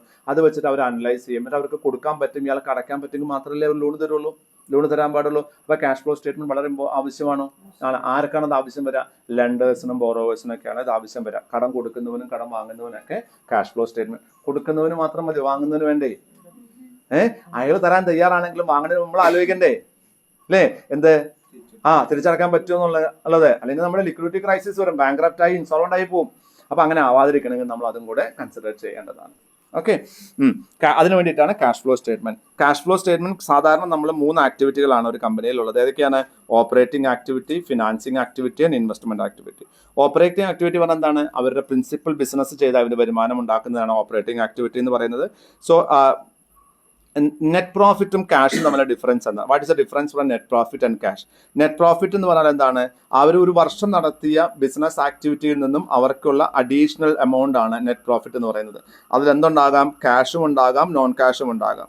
പക്ഷേ ക്യാഷ് ഫ്ലോ എന്ന് പറഞ്ഞാൽ എന്താണ്? ഈ ഓപ്പറേറ്റിംഗ് ആക്ടിവിറ്റിയിൽ നിന്നും എത്രമാത്രം പൈസ ക്യാഷ് ആയിട്ട് വന്നിട്ടുണ്ട്. നെറ്റ് പ്രോഫിറ്റ് പറഞ്ഞാൽ എന്താണ്? അവരുടെ ബിസിനസ് ആക്ടിവിറ്റിയിൽ നിന്ന് സെയിൽസ് മൈനസ് കോസ്റ്റ് ആണ് എന്ത്? Net profit. അതിൽ ക്യാഷ് ആയിട്ട് വന്നതും നോൺ ക്യാഷ് ആയിട്ട് ഇനി കയറാനുള്ള അക്രൂവൽ ബേസിസിലെ എമൗണ്ടും ഉണ്ടായിരിക്കാം. അപ്പൊ net profit is equal to cash എന്ന് പറഞ്ഞ സ്റ്റേറ്റ്മെന്റ് ശരിയാണോ? തെറ്റാണ്. നെറ്റ് പ്രോഫിറ്റ് ക്യാഷ് അല്ല. നെറ്റ് പ്രോഫിറ്റ് ക്യാഷ് ഉണ്ടാകാം, പക്ഷെ ക്യാഷ് അല്ലാത്ത നോൺ ക്യാഷ് കമ്പോണൻസ് ഉണ്ടായിക്കൂടെ? ഉണ്ടാകാം. അക്രൂവൽ കൺസെപ്റ്റ് അല്ലേ നമ്മൾ ചെയ്യണേ. അതേസമയം ക്യാഷ് ഫ്ലോ എന്ന് പറഞ്ഞാൽ എന്താണ്? റിയൽ ആയിട്ട് എത്ര കാശ് വന്നിട്ടുണ്ട് എന്നുള്ളതാണ് cash flow. Then non cash items എന്താണ്? It is computed after taking net profit ഉണ്ടാക്കുന്ന സമയത്ത് നമ്മൾ നോൺ ക്യാഷ് ഉള്ള ഐറ്റംസ് ഒക്കെ നമ്മൾ എന്ത് ചെയ്യണം? Outstanding expenses, prepaid expenses, depreciation, dividend, ഇതൊക്കെ നമ്മൾ എന്ത് കണക്കാക്കിയിട്ടുണ്ടാവും? നെറ്റ് പ്രോഫിറ്റ് കണക്കാക്കുമ്പോൾ കൺസിഡർ ചെയ്തിട്ടുണ്ടാവും. ഇതൊക്കെ ക്യാഷിൽ കൺസിഡർ ചെയ്യോ? ക്യാഷ് ഫ്രം ഓപ്പറേഷനിൽ നമ്മളതൊക്കെ തിരിച്ച് ആഡ് ചെയ്യും. നോൺ ക്യാഷ് ആയിട്ടുള്ള എല്ലാ കാര്യങ്ങളും ആഡ് ചെയ്യുകയും ക്യാഷ് ആയിട്ടുള്ള എല്ലാ കാര്യങ്ങളും കുറയ്ക്കുകയും ചെയ്യണം നമ്മുടെ ക്യാഷ് ഫ്ലോ കണ്ടെത്താൻ. അപ്പൊ ഈ the statement cash is equal to profit, the statement is wrong. What is cash? What is profit? ഇതാണ് ഇവിടെ പറഞ്ഞത്. Then it is not profit that repays loan. ഒരു ഫിനാൻസിയർ ആണെങ്കിൽ അയാൾ എന്ത് നോക്കുക? ലാഭം കൊണ്ടല്ല പണം തിരിച്ചടയ്ക്കുന്നത്, കാശ് കൊണ്ടാണ്. അപ്പൊ ഒരു കമ്പനിയുടെ ലാഭമല്ല ആര് നോക്കേണ്ടത്? ബാങ്കർ നോക്കേണ്ടത്. ആരും നോക്കണം? ക്യാഷ് ഫ്ലോ ആണ് നോക്കേണ്ടത്. അപ്പൊ അയാൾക്ക് വളരെ ആവശ്യമാണ്. ലാഭം കൊണ്ട് കാശ് തിരിച്ചടക്കാൻ പറ്റുമോ? ലാഭം കൊണ്ട് കാശ് തിരിച്ചടക്കാൻ പറ്റില്ല. ലാഭം കൊണ്ട് ലോൺ തിരിച്ചടക്കാൻ പറ്റുമോ? ഇല്ല. ലാഭം കൊണ്ട് ലോൺ തിരിച്ചടക്കാൻ പറ്റില്ല. കാശ് കൊണ്ട് അടയ്ക്കാൻ പറ്റുള്ളൂ. അപ്പൊ ലാഭത്തിൽ എത്ര കാശ് വരുന്നുണ്ട് എന്ന് അറിയണത് വളരെ ഇമ്പോർട്ടന്റ് ആണ്. രണ്ട്, നോൺ ക്യാഷ് ഐറ്റംസ് എന്തൊക്കെ ഉണ്ടാകാം? ഡിപ്രീസിയേഷൻ ഉണ്ടാകാം. എന്താണ്? കാശിനല്ലാതെ ഇഷ്യൂ ചെയ്ത ഷെയർ ഉണ്ടാകാം. ചില ഷെയർ ഡിബഞ്ചർ ഒക്കെ കാശിനല്ലാതെ ഇഷ്യൂ ചെയ്യാൻ പറ്റുമോ? പറ്റും. ഒരു അസറ്റ് വാങ്ങുമ്പോൾ നമ്മൾ അതിന് പകരം എന്ത് കൊടുത്തേക്കാം? ഷെയർ കൊടുത്തേക്കാം. ഒരു അസറ്റ് വാങ്ങുമ്പോൾ അതിന് പകരം എന്ത് കൊടുത്തേക്കാം? ഡിബഞ്ചർ കൊടുത്തേക്കാം. അപ്പൊ നോൺ ക്യാഷിനായിട്ട് ഇഷ്യൂ ചെയ്യുന്ന ഷെയർ, ഡിബഞ്ചർ ഒക്കെ നമ്മൾ കൺസിഡർ ചെയ്യണം. അതുപോലെ തന്നെ നമ്മൾ എന്താണ്? Purchase of business by issue of share. വേറെ ഏതെങ്കിലും ഒരു കമ്പനി നമ്മൾ വാങ്ങുന്നു, അത് ഷെയർ കൊടുത്തിട്ടാണ് വാങ്ങുന്നത്. ഇവിടെ ഒന്നും ക്യാഷ് വരില്ല. ഇവിടെയൊക്കെ നമുക്ക് ഫണ്ട് വന്നതായിട്ട് കാണിക്കാം, പക്ഷെ ക്യാഷ് വരില്ല, റിയൽ ക്യാഷ് വരില്ല. എന്താ ഇൻവെസ്റ്റിംഗ് ആക്ടിവിറ്റി എന്ന് പറഞ്ഞാലേ? What is investing activity? നമ്മുടെ കമ്പനി വേറെ ബിസിനസ്സുകളിലോ ഫിക്സഡ് അസറ്റുകളിലോ മറ്റുള്ള കമ്പനിയുടെ ഷെയറുകളിലോ ഡിബഞ്ചറിലൊക്കെ ഇൻവെസ്റ്റ് ചെയ്യുന്നത് എന്ത് പറയാം? അപ്പോൾ നമ്മൾ it is basically deals with proceeds of sale or disposal of non current asset. Tangible ആകട്ടെ ഇൻടാഞ്ചിബിൾ ആകട്ടെ ഇങ്ങനത്തെ നോൺ കറന്റ് അസറ്റുകൾ നമ്മൾ വിൽക്കുമ്പോൾ കിട്ടുന്ന പൈസയാണ് ഇൻവെസ്റ്റിംഗ് ആക്ടിവിറ്റി എന്ന് പറയുന്നത്. ഇൻവെസ്റ്റിംഗ് ആക്ടിവിറ്റി എന്തൊക്കെ ഉണ്ടായിരിക്കാം? നമ്മൾ ഇൻവെസ്റ്റ്മെന്റ് ആയിട്ട് ഷെയർ ഹോൾഡ് ചെയ്യുന്നുണ്ടെങ്കിൽ അതിൽ നിന്ന് കിട്ടുന്ന ഡിവിഡൻഡ് നമുക്ക് ഇൻവെസ്റ്റിംഗ് ആക്ടിവിറ്റിയാണ്. അതുപോലെ തന്നെ ഏതെങ്കിലും ഡിബഞ്ചർ നമ്മൾ ഇൻവെസ്റ്റ്മെന്റ് ആയിട്ട് ഹോൾഡ് ചെയ്യുന്ന അതിൽ നിന്ന് കിട്ടുന്ന പൈസ ആക്ടിവിറ്റിയാണ്. ഇനി ഏതെങ്കിലും ഒരു പ്രോപ്പർട്ടി നമ്മൾ ഇൻവെസ്റ്റ്മെന്റ് ആയി സൂക്ഷിക്കുന്ന അതിൽ നിന്ന് വാടകയൊക്കെ അതിൽ നിന്ന് കിട്ടുന്ന ഇൻവെസ്റ്റ്മെന്റ് ആക്ടിവിറ്റി നിന്ന് പൈസയാണ്. ലെൻഡേഴ്സിന് അച്ചടിക്കും എന്താണ്? എത്രമാത്രം ക്യാഷ് വന്നു എന്നറിയാൻ ഇത് സഹായിക്കുന്നു. Whether company has acquired asset related to business, purchased machinery or made investment outside the business. If the company keeps investing in capital expenditure, that indicates the company is focused on capacity building for future growth. അതായത് ഇപ്പൊ ഇങ്ങനെ ഒരു situation എടുക്കാം. ദേവൻ ഉത്തരം പറയണം. ദേവൻ A എന്ന് പറയുന്ന ഒരു കമ്പനിയുണ്ട്. ഈ കമ്പനി ഒരു 5 ലക്ഷം രൂപ ലോൺ എടുത്തിട്ട് ആ കമ്പനി എന്ത് ചെയ്തു? ഒരു കമ്പനിയുടെ ഡിബഞ്ചർ വാങ്ങി വെച്ചിട്ടുണ്ട്, ഇൻവെസ്റ്റ്മെന്റ് ആയിട്ട് വാങ്ങി വെച്ചിട്ടുണ്ട്. ലോണിന്റെ ഇൻട്രസ്റ്റ് 10%, ഡിബഞ്ചറിന്റെ ഇൻട്രസ്റ്റ് 15%. ഇതൊരു നല്ല സിനാറിയോ ആണോ? ഡിബഞ്ചറിന്റെ ഇൻട്രസ്റ്റ് 15%, ലോണിന്റെ ഇൻട്രസ്റ്റ് 10% ഉള്ളൂ. 10% ലോൺ എടുത്തിട്ട് 15% വേറൊരു കമ്പനിയുടെ ഡിബഞ്ചറിൽ ഈ കമ്പനി ഇൻവെസ്റ്റ് ചെയ്തിട്ടുണ്ട്. ഇതൊരു നല്ല സിനാറിയോ ആണോ? 5% ലാഭമുണ്ട്. നല്ല സിനാറിയോ അല്ല? എന്തേ? ക്യാഷ് വിട്, ക്യാഷിന് വിട്ടേക്ക്. ക്യാഷിന്ന് വിട്ടിട്ട് ഉത്തരം പറ. കാശിന്റെ ആവശ്യമില്ലല്ലോ, 5% എക്സ്ട്രാ പൈസ അല്ലേ കിട്ടണേ. എന്താ പ്രോബ്ലം? എന്തായാലും I want to know the problem. നിങ്ങളൊരു മാനേജ്മെന്റ് അക്കൗണ്ടന്റ് ആണ്, മാനേജ്മെന്റ് സ്പെഷ്യലിസ്റ്റ് ആണ്. You are trying to advise me, the managing director of the company. My company what they are doing? 5 lakh രൂപ മാർക്കറ്റിൽ നിന്നും 10% പലിശയ്ക്ക് ലോൺ എടുത്തു.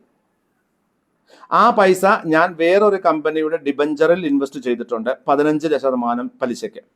എനിക്ക് 5% പൈസ ലാഭമാണ്. മാനേജിംഗ് ഡയറക്ടറായിട്ട് ഞാൻ വിശ്വസിക്കുന്നത് അതൊരു വൈസ് ഇൻവെസ്റ്റ്മെന്റ് ആണെന്നാണ്. ഞാൻ നിങ്ങളോട് അഭിപ്രായം ചോദിക്കുന്നു, നിങ്ങൾ എന്നോട് അഭിപ്രായം പറയണം.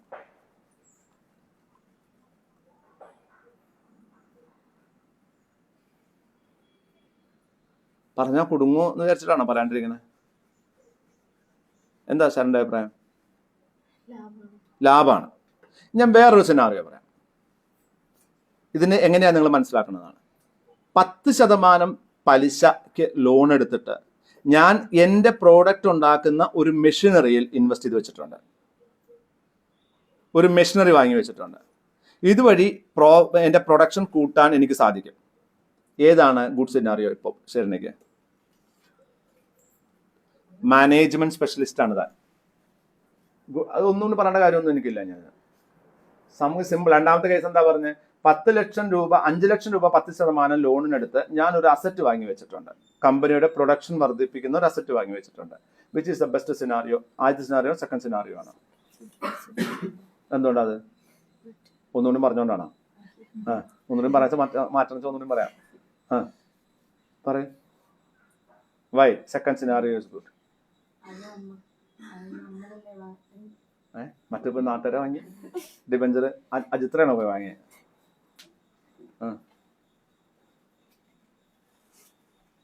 You are a management expert. You supposed to give me an advice. I am a managing director. വേഴാമ്പലിനെ പോലെ കാത്തിരിക്കാൻ ഉത്തരപ്പ് കിട്ടിച്ചിട്ട് നിങ്ങൾ ഇരുന്ന് ആലോചിക്കുകയാണ് ഇയാൾക്ക് സുഖിക്കുന്ന ഉത്തരം കൊടുക്കുക എന്നുള്ളതാണ് നിങ്ങളുടെ ആഗ്രഹം. അത് തെറ്റല്ലേ? നിങ്ങൾ എന്നെ സുഖിപ്പിക്കുന്ന ഉത്തരമല്ല നിങ്ങൾ തരണ്ടേ. സാറല്ലേ ചെയ്ത എന്ത് ചെയ്താലും ശരിയാവും സാറേ. കൈ വെച്ച പൊന്നാവണ സാറല്ലേ സാറ്. അതിലെ എനിക്ക് സുഖിക്കുക. എന്താ നിങ്ങളുടെ അഭിപ്രായം? എന്തുകൊണ്ടാ? ലാഭം കിട്ടുള്ളൂ. രണ്ടാമത്തെ ലാഭമില്ല. 5% കൊടുക്കണ്ടേ? നിങ്ങൾ ഇപ്പോഴും ക്യാഷ് ഫ്ലോ സ്റ്റേറ്റ്മെന്റിലാണ്. ഞാനൊരു ബിസിനസ് ഡിസിഷൻ ആണ് ചോദിക്കണത്. You are still sticking on with ഏതെങ്കിലും ഒരു ടോപ്പിക്കിന് പഠിക്കുമ്പോൾ അയിത്തന്നെ ഒട്ടിട്ട് വെച്ച് ഒട്ടിച്ചിട്ട് പിന്നെ കിട്ടാൻ പറ്റാതെ ഇരിക്കണ പോലെ അവസ്ഥരപ്പങ്ങള്. എന്താ യുവർ വ്യൂ?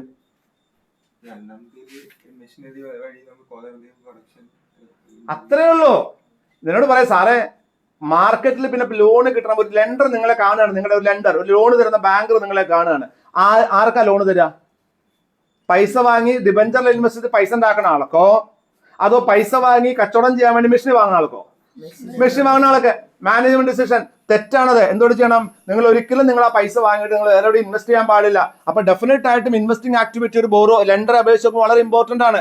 നിങ്ങൾ എവിടെയാണ് പണം ഇൻവെസ്റ്റ്? നിങ്ങൾക്ക് അറിയാണ് ഇൻട്രസ്റ്റ് ഇൻകം കൂടുതലുണ്ട്, ഡിവിഡൻഡ് ഇൻകം കൂടുതലുണ്ട് എന്ന് കണ്ടാൽ ഉടനെ അയാൾ എന്താ വിചാരിക്കുക? ഈ ചങ്ങായി പണിയെടുക്കണ ചങ്ങായി അല്ല, നാട്ടുകാരെ കാശ് വാങ്ങിയിട്ട് അവിടെയും ഇവിടെ ഇൻവെസ്റ്റ് ചെയ്ത് കാശ് ഉണ്ടാക്കാൻ വേണ്ടി സ്പെക്കുലേഷൻ നടത്തുന്ന ആളാണ്. ഇയാൾക്ക് ലോൺ കൊടുക്കാൻ പാടില്ല. അതേസമയം ഇയാൾ ഇത് ഫിക്സഡ് അസറ്റിലാണ് ഇൻവെസ്റ്റ് ചെയ്തെങ്കിലോ, ഇൻടാഞ്ചിബിൾ അസറ്റ് വാങ്ങിയിട്ടുണ്ടെങ്കിലോ, ടാഞ്ചിബിൾ അസറ്റ് വാങ്ങിയിട്ടുണ്ടെങ്കിലോ ലോൺ കൊടുക്കും. കാരണം എന്താണ്? ഇയാൾ എവരി ഓപ്പർച്യൂണിറ്റി മാർക്കറ്റിൽ നിന്ന് പൈസ എടുത്ത് ഈ ബിസിനസ്സിന് വർദ്ധിപ്പിക്കാൻ വേണ്ടി ഇങ്ങനെ ശ്രമിക്കുന്ന ആളാണെന്ന് തോന്നും. ഇതാണ് നമ്മുടെ മാനേജ്മെന്റ് ഡിസിഷൻ അല്ലേ? അപ്പൊ ഡെഫിനറ്റ് ആയിട്ടും ഒരു കമ്പനി എന്ത് ചെയ്യണം? അവരുടെ നിങ്ങൾ ബാലൻസ് ഷീറ്റ് വായിക്കുമ്പോൾ അവരുടെ ഇൻവെസ്റ്റ്മെന്റ് ഭയങ്കര കൂടുതലാണെങ്കിൽ, നമ്മൾ എന്താണ് എന്തിൽ ഇൻവെസ്റ്റ്മെന്റ്, സെക്യൂരിറ്റി ഇൻവെസ്റ്റ്മെന്റ് ഭയങ്കര കൂടുതലാണെങ്കിൽ, അത് സബ്സിഡറി കമ്പനി അല്ലെങ്കിൽ നിങ്ങൾ ഒരിക്കലും ആ കമ്പനിയിൽ ഇൻവെസ്റ്റ് ചെയ്യരുത്. കാരണം എന്താണ്? ഇവര് പണം കൊണ്ട് സാധനങ്ങൾ ഉണ്ടാക്കി വിൽക്കുന്ന കമ്പനിയോ സർവീസ് കൊടുക്കുന്ന കമ്പനിയോ അല്ല. നമ്മുടെ പൈസ അവരെ പേരുപയോഗിച്ച് അതുകൊണ്ടാണ് TCS എന്ത് ചെയ്തേ? ബൈബാക്ക് ചെയ്തേ. അവരുടെ കയ്യിൽ ധാരാളം ലാഭമുണ്ട്. ഹ്യൂജ് പൈൽ ഓഫ് ക്യാഷ് ആണ് അവരുടെ അടുത്തുള്ളത്. ഈ ക്യാഷ് ഉപയോഗിച്ച് അവർക്ക് ചെയ്യാനൊരു ബിസിനസ് ഇല്ല. അവർക്ക് വേണമെങ്കിൽ എന്ത് ചെയ്യാം? അത് ടാറ്റ മോട്ടോഴ്സിന് ഷെയർ വാങ്ങി വെക്കാമായിരുന്നു, ടിസ്കോ അല്ലെങ്കിൽ ടാറ്റ സ്റ്റീലിന്റെ ഷെയർ വാങ്ങി വെക്കാമായിരുന്നു, പൈസ ആവശ്യമുള്ള വോൾട്ടാസിന്റെ ഷെയർ വാങ്ങി വെക്കാമായിരുന്നു. എന്ത് ചെയ്തില്ല? അങ്ങനെ ചെയ്താൽ അവരുടെ ഇമേജ് കുറയും. അതായത് TCS എന്ത് ചെയ്യണമെന്ന് ആൾക്കാർ പറയാ? അവരുടെ കയ്യിലുള്ള പൈസ അവരുടെ ഗ്രൂപ്പ് കമ്പനിയിൽ ഇൻവെസ്റ്റ് ചെയ്ത് ഡിവിഡൻഡ് വാങ്ങുന്നു. അപ്പൊ കമ്പനിയുടെ ബിസിനസിനെ കുറിച്ച് ഫോക്കസ് ചെയ്യാത്ത കമ്പനിയാണ്. ഈ ഒരു ഇമേജ് വരാതിരിക്കാൻ വേണ്ടി അവരെന്ത് ചെയ്തു? ബൈബാക്കിന്റെ ഒരു കാരണമാണ് ഞാൻ പറയണേ. കമ്പനി എന്ത് ചെയ്തു? ബൈബാക്ക് അങ്ങോട്ട് ചെയ്തു. എന്താ ബൈബാക്ക് ചെയ്തേ? നോക്കൂ, ഞങ്ങളുടെ ധാരാളം കാശുണ്ട്, ഞങ്ങൾക്ക് ഈ കാശിന്റെ ആവശ്യമില്ല, ആർക്കെങ്കിലും ഷെയർ വിൽക്കണം എന്നുണ്ടെങ്കിൽ ഞങ്ങൾക്ക് തന്നോ, ഞങ്ങൾ വാങ്ങാൻ തയ്യാറാണ്. ഷെയർ ഹോൾഡർ ഹാപ്പി ആയില്ലേ? മാർക്കറ്റിൽ കിട്ടുന്ന വിലയ്ക്ക് ഷെയർ വിറ്റ് നഷ്ടം ഉണ്ടാക്കണേക്കാളും നല്ലതല്ലേ തിരിച്ച് കമ്പനി പറഞ്ഞ വിലയ്ക്ക് കമ്പനിക്ക് തന്നെ കൊടുക്കുന്നത്? കമ്പനിക്ക് എന്താ ഗുണം ഉണ്ടായേ? കുറെ കാശ് കയ്യിലില്ല, ഷെയർ ക്യാപിറ്റൽ കുറഞ്ഞു, ആവശ്യമില്ലാത്ത കാശ് കയ്യിൽ നിന്ന് പോയി. അപ്പൊ എന്താ? ഏണിംഗ് പെർ ഷെയർ കൂടി, പ്രോഫിറ്റബിലിറ്റി കൂടി, ഷെയർ ഹോൾഡേഴ്സിന്റെ നമ്പർ കുറഞ്ഞു, അതുവഴി അവർ നന്നായിട്ട് സർവീസ് ചെയ്യാൻ പറ്റി. കണ്ടോ? Buyback section 68, 69, 70. അപ്പൊ ഞാൻ പറഞ്ഞത് ഇതിലൊക്കെ ഇവിടെ ഡിസിഷൻസ് ഉണ്ട്. അപ്പൊ ഇൻവെസ്റ്റിംഗ് ഡിസിഷൻസും വളരെ ഇമ്പോർട്ടന്റ് ആണ്. Then financing decision. എന്താ ഫിനാൻസിങ് ഡിസിഷൻ എന്ന് പറഞ്ഞാല്? ഒരു കമ്പനി, അടുത്തൊരു ചോദ്യം ബ്രിജിത്തോടാണ്. ഒരു കമ്പനിക്ക് ഒരു പുതിയ പ്രൊജക്ട് വന്നിട്ടുണ്ട്. ആ കമ്പനി ലോൺ എടുത്തിട്ട് ആ പ്രൊജക്ട് ചെയ്യുന്നു. അതേ കമ്പനി ഷെയർ ഇഷ്യൂ ചെയ്തിട്ട് ആ പ്രൊജക്ട് ചെയ്യുന്നു. ഏതാ നല്ലത്?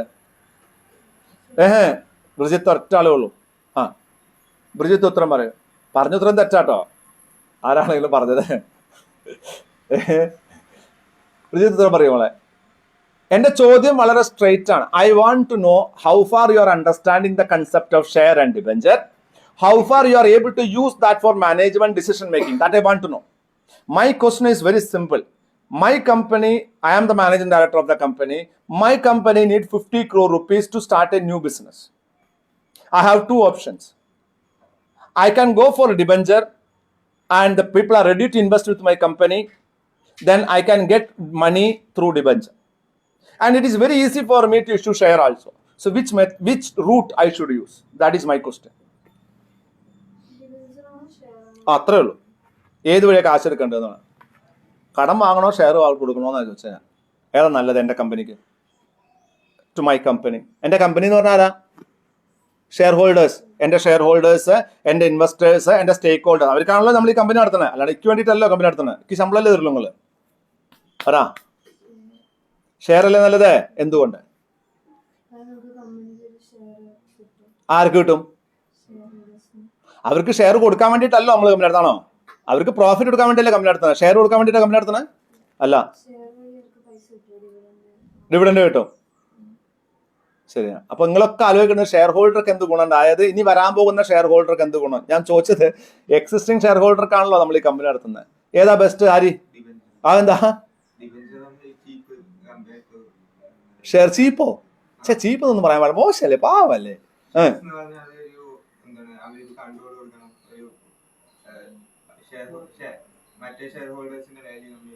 Very good. അല്ലെ, ഷെയർ അല്ല നല്ലത്. If you are able to get through debenture, debenture is for maximum how many years? ഇക്കറിയില്ലട്ടാ. മാക്സിമം എത്ര വർഷം ഡിബഞ്ചർ? 10 വർഷമാണോ 20 വർഷമാണോ 30 വർഷമാണോ? അല്ല, ആദ്യത്തെ എന്താണ്? 10 ആണോ 20 ആണോ? 20. മാക്സിമം എത്രയാ? 30. 10 30. ഡിബഞ്ചർ എത്രയാണ്? 10 30. 20 30 പ്രിഫറൻസ് ഷെയർ. എന്തിനു വേണ്ടിയിട്ടാ? 30 ആണെങ്കിൽ ഇൻഫ്രാസ്ട്രക്ചറിന് മാത്രം. 10 കൊല്ലം കഴിഞ്ഞാൽ സുല്ലിട്ട് പോരാലോ, നമുക്ക് പൈസ തിരിച്ചു കൊടുക്കാലോ. ബൊമ്മാരെ കൊണ്ട് നമുക്ക് ഇടങ്ങറൊന്നും ഉണ്ടാവില്ലല്ലോ. ഇനി ഈ പൈസക്കാർ മുഴുവൻ വന്ന് ഷെയറിൽ വർത്തമാനം പറയാൻ പറ്റുമോ? സാർ അങ്ങനെ പറയല്ലേ, സാർ ഇങ്ങനെ പറയല്ലേ, സാർ വർത്തമാനം പറയാൻ പറ്റുമോ? ബോർഡ് മീറ്റിംഗിന് വരും, ജനറൽ മീറ്റിംഗിന് വരുമോ? ഇല്ല. ഡിവിഡൻഡ് ഇവർക്ക് കൊടുക്കേണ്ടതുണ്ടോ? ഇല്ല. അപ്പൊ ഡിബഞ്ചർ ആയിട്ട് അതുകൊണ്ടല്ലേ ഡെറ്റ് ഇക്വിറ്റി റേഷ്യോ ഭയങ്കര ഇമ്പോർട്ടന്റ് ആകുന്ന ഒരു കമ്പനിക്ക്. How far if you R debt equity ratio 1:1 ആണെങ്കിൽ നിങ്ങളുടെ കമ്പനി നല്ലതാണോ മോശമാണോ? മോശമാണ്. കാരണം ഒരു ഇക്വിറ്റിക്ക് ഒരു ഡെറ്റേ ഉള്ളൂ. നിങ്ങൾക്ക് എത്ര എടുക്കാം? ഒപ്റ്റിമം 2 എടുക്കാം.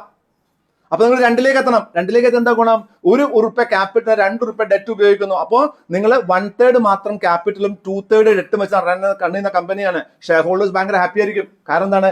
കടം എന്ന് പറഞ്ഞാൽ 8% 10% പലിശ കൊടുത്താൽ മതി. എനിക്ക് എന്താ വേണ്ടേ? എനിക്ക് ഈ കമ്പനിയുടെ ഓണർഷിപ്പാണ് വേണ്ടേ. എൻ്റെ ₹10 ഷെയർ 10,000 ആണെന്ന് ഞാൻ ആഗ്രഹിക്കുന്നുണ്ടാകാം. എനിക്ക് വർഷാവർഷം 5000% ഡിവിഡൻഡ് കിട്ടുന്ന ആഗ്രഹം ഉണ്ടാവും. എൻ്റെ എക്സ്പെക്ടേഷൻ ഭയങ്കര കൂടുതലാണ്. അപ്പോൾ it is always better if the company is able to raise money from the market through debt instruments. That is the easiest way to fund a project. പക്ഷേ എന്തുകൊണ്ടാണ് കമ്പനി ഷെയർ ഇഷ്യൂ ചെയ്യണേ? കമ്പനിക്ക് ചിലപ്പോൾ cash flow, ഞാൻ cash flow പ്രൊജക്ഷനിലാണ്, കമ്പനിക്ക് cash flow project ചെയ്യാൻ പറ്റുന്നുണ്ടാവില്ല. അടുത്ത 10 വർഷം കൊണ്ട് ഇത്രയും എമൗണ്ട് തിരിച്ചടയ്ക്കാനുള്ള ക്യാഷ് ഫ്ലോ ഉണ്ടാകാൻ പറ്റുമെന്ന് കമ്പനിക്ക് വിശ്വാസമുണ്ടെങ്കിൽ ആ കമ്പനി എന്തിനേ പോവുള്ളൂ? ഡെറ്റിനെ പോവുള്ളൂ. അതടക്കാൻ വിശ്വാസമില്ലെങ്കിലാണ് ആ കമ്പനി എന്ത് ചെയ്യുക? ഷെയർ കൊടുക്കുക. മനസ്സിലാവുണ്ടോ? അപ്പോൾ ക്യാഷ് ഫ്ലോ പ്രൊജക്ഷൻ ഭയങ്കര ഇമ്പോർട്ടൻ്റ് അല്ലേ? ഒരു ഇൻവെസ്റ്റിംഗ് ഫിനാൻസിങ് ആക്ടിവിറ്റി എവിടെ നിന്ന് ഫണ്ട് എടുക്കണം? ആ ഫണ്ട് എടുക്കണം എന്ന ചോദ്യം എവിടെ നിന്നാണ് വരിക? നമ്മുടെ ക്യാഷ് ഇൻഫ്ലോ നോക്കണം. Cash inflow, additional cash inflow വരുന്ന ക്യാഷ് ഇൻഫ്ലോയിൽ നിന്നും നമുക്ക് ഡിവിഡൻഡിന് ലയബിലിറ്റി കൊടുത്തതിന് ശേഷം ഈ പൈസ നമുക്ക് ഡിവിഡൻഡ് ഈക്വലൈസേഷൻ പോളിസി ഒക്കെ ഉണ്ടാകാം, ഡിവിഡൻഡ് ഡിസ്ട്രിബ്യൂഷൻ പോളിസി ഒക്കെ ഉണ്ടാകാം. ഡിവിഡൻഡ് പൈസ കൊടുത്തതിന് ശേഷം ഇവരുടെ ലോണ് തിരിച്ചടച്ച് 10 കൊല്ലം കൊണ്ട് പിരിഞ്ഞു പോരാൻ പറ്റുമെന്നുണ്ടെങ്കിൽ ഞാൻ എന്ത് ചെയ്യും? ലോൺ എടുക്കും. ഇനി എൻ്റെ ക്യാഷ് ഫ്ലോ സ്റ്റേറ്റ്മെന്റ് പ്രകാരം എനിക്ക് 10 കൊല്ലം കൊണ്ട് പണം അടയ്ക്കുന്നത് നെക്ക് ടു നെക്കാണ് വരുന്നതെങ്കിൽ ഞാൻ റിസ്ക് എടുക്കില്ല. ഞാൻ എന്ത് ചെയ്യും? ഒരു 70% ലോൺ എടുത്ത് 30% ഇക്വിറ്റി കൊടുക്കും. ഇനി എനിക്ക് സാധിക്കുമെന്ന് ഉറപ്പേ ഇൻഫ്രാസ്ട്രക്ചർ പ്രൊജക്റ്റ് ആണെങ്കിലൊക്കെ 10 കൊല്ലം ലോങ് ടേം പ്രൊജക്റ്റ് ഒക്കെ ആണെങ്കിലോ ഞാൻ ഫുള്ളായിട്ട് ഇക്വിറ്റി. അതൊക്കെ depending upon the situation. You have to decide. അപ്പോൾ പ്രൊജക്ഷൻ കാണാം. ഇപ്പം നമുക്ക് തോന്നുന്നത് വെറും ക്യാഷ് ഫ്ലോ സ്റ്റേറ്റ്മെന്റ് ഒന്നും പോരാ, നമുക്ക് എന്ത് വേണം? ഫോർകാസ്റ്റും കൂടി വേണം. എന്നാൽ മാത്രമേ അതിനെ ഓപ്റ്റിമം യൂട്ടിലൈസ് ചെയ്യാൻ പറ്റത്തുള്ളൂ. Now you are sitting in management. The managing director or the board of directors is looking on you as a company secretary. You are the person who's supposed to give an advice to them.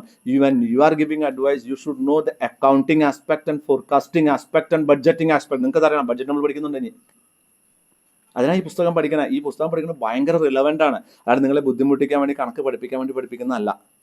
Okay, so financing activity. അപ്പം നമ്മൾ എങ്ങനെ ചെയ്യാം? നമുക്ക് എന്ത് കിട്ടും? നമുക്ക് operating activity നിന്ന് കിട്ടിയ പൈസ പ്ലസ് ഇൻവെസ്റ്റിംഗ് ആക്ടിവിറ്റി നിന്ന് കിട്ടിയ പൈസ പ്ലസ് ദെൻ ഫിനാൻസിങ് ആക്ടിവിറ്റി കുറവാണെങ്കിൽ അത് കുറയ്ക്കുക. അപ്പോൾ നമുക്ക് എന്ത് കിട്ടും? നമുക്ക് ടോട്ടൽ ക്യാഷ് ഫ്ലോ കിട്ടും. ടോട്ടൽ ക്യാഷ് ഫ്ലോയിൽ നമ്മൾ ഓപ്പണിംഗ് ബാലൻസ് ആഡ് ചെയ്യും. അപ്പോൾ നമുക്ക് എന്ത് കിട്ടും? ക്ലോസിംഗ് ബാലൻസ് ഓഫ് ക്യാഷ് കിട്ടും. എന്താണ് ഈ വളരെ സിമ്പിളായിട്ട് മനസ്സിലാകും എന്തുകൊണ്ടാണ് നമുക്ക് ഈ ക്യാഷ് ഫ്ലോ സ്റ്റേറ്റ്മെന്റ് പ്രൊജക്ട് ചെയ്യേണ്ടി വരുന്നത്?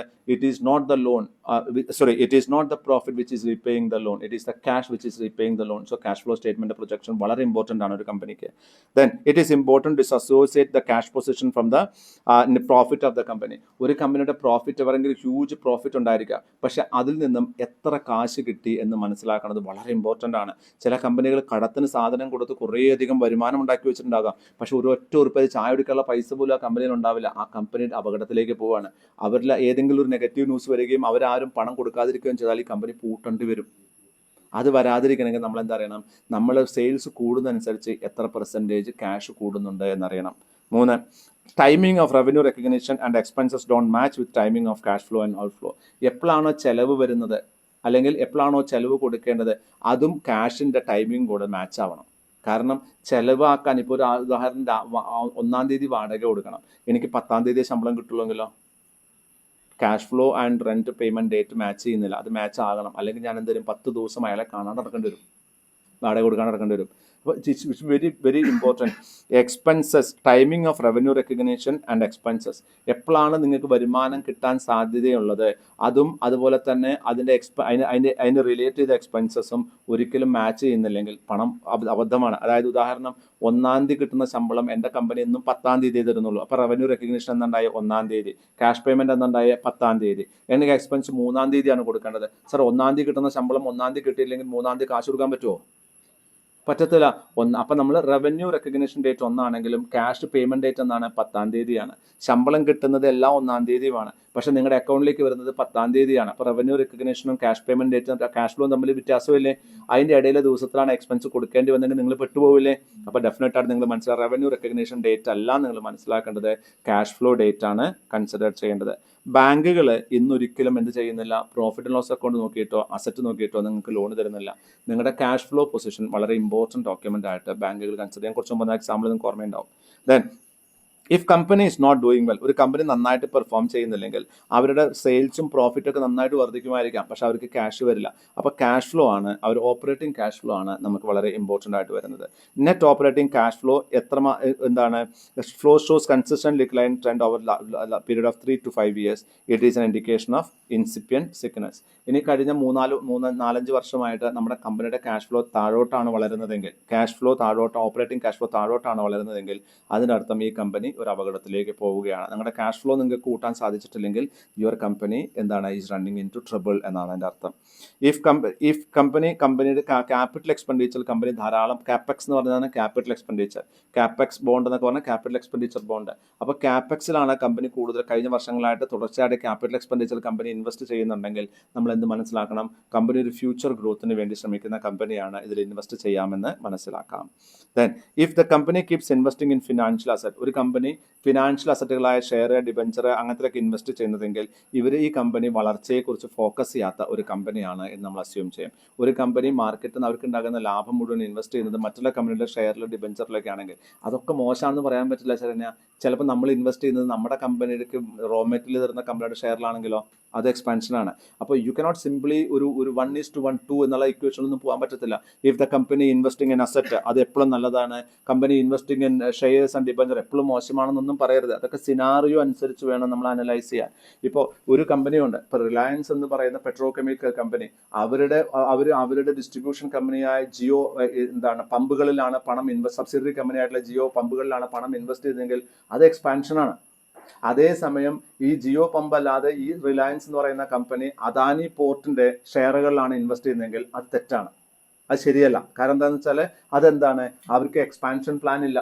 ജിയോ പമ്പിന്റെ ഷെയറിലാണ് അവർ ഇൻവെസ്റ്റ് ചെയ്യുന്നത്. ജിയോ BP ഓയിൽ കോർപ്പറേഷൻ ഷെയറിലാണ് ഇൻവെസ്റ്റ് ചെയ്യുന്നതെങ്കിലോ അവരുടെ എണ്ണ വിൽക്കുന്നതിന് വേണ്ടി കൂടുതൽ പെട്രോൾ പമ്പുകൾ സ്റ്റാർട്ട് ചെയ്യുന്നതിന് വേണ്ടി ഈ കമ്പനിക്ക് പണം ഉണ്ടാക്കാൻ വേണ്ടിയിട്ടാണ് ഇൻവെസ്റ്റ് ചെയ്യുന്നത്. അത് എക്സ്പാൻഷനാണ്. അതേസമയം അദാനി പോർട്ടിൽ ഇൻവെസ്റ്റ് ചെയ്യുകയാണെങ്കിൽ സിനാറിയോ മാറി. അല്ലെങ്കിൽ അദാനി ഇലക്ട്രിക്കൽ ഇൻവെസ്റ്റ് ചെയ്യുകയാണെങ്കിൽ സിനാറിയോ മാറി. അവിടെ എന്താണ്, ഈ കമ്പനിക്ക് സ്വയം വളരാൻ സാധ്യതയില്ലാത്തതുകൊണ്ട് എക്സസ് ഉള്ള ഫണ്ട് അവിടെ ഇൻവെസ്റ്റ് ചെയ്യുന്നു, ഇതൊരു നല്ല കമ്പനിയല്ല. സോ അസംഷൻസ് ഒരൊറ്റ ഇക്വേഷൻ വെച്ച് ഒരൊറ്റ അസംഷൻ എടുക്കാൻ പാടുള്ളൂ. അത് സിനാറിയോ അനുസരിച്ച്, സർക്കംസ്റ്റാൻസസ് അനുസരിച്ച് നമ്മുടെ അസംഷൻസ് മാറാം. Then, as a banker, as a lender, it is inevitable to match dividend payout with operating cash flow. ഇനി ഒരു ബാങ്കർ ഒന്നുകൂടി മനസ്സിലാക്കണം, എന്താ ചെയ്യേണ്ടത്, ക്യാഷ് ഫ്ലോ ഉണ്ടാകാം, പക്ഷേ ഈ കമ്പനി മേജർ എമൗണ്ട് ഡിവിഡൻഡ് ആയിട്ട് കൊടുക്കുന്ന കമ്പനി ആണെങ്കിലോ, ഇനി ആ വർഷം ലോൺ എടുത്തത് കൊണ്ട് ഡിവിഡൻഡ് കുറച്ചാലോ ഷെയർ ഹോൾഡേഴ്സ് അൺഹാപ്പി ആവും. ഷെയർ ഹോൾഡേഴ്സ് അൺഹാപ്പി ആയാൽ പിന്നെ കമ്പനിക്ക് മാർക്കറ്റിൽ പോയാൽ പണം കിട്ടൂല. അപ്പോൾ ഡിവിഡൻഡ് പേ ഔട്ട് എത്രയുണ്ട് ഇവർ കൊടുക്കുന്നത് എന്ന് മനസ്സിലാക്കേണ്ടത് വളരെ ഇമ്പോർട്ടൻ്റ് ആണ്. Then amount of dividend should not exceed the operating cash flow. കയ്യിൽ നിന്ന് ബിസിനസ്സിൽ നിന്ന് കിട്ടുന്ന പണത്തെക്കാട്ടിലും കൂടുതൽ ഡിവിഡൻഡ് കൊടുക്കുന്ന കമ്പനി ആയിരിക്കരുത്. ഇതൊക്കെ വളരെ ഇമ്പോർട്ടൻ്റ് ആയിട്ടുള്ള ഏരിയാസ് ആണ്. So will stop here for 5 minutes and we'll discuss the case.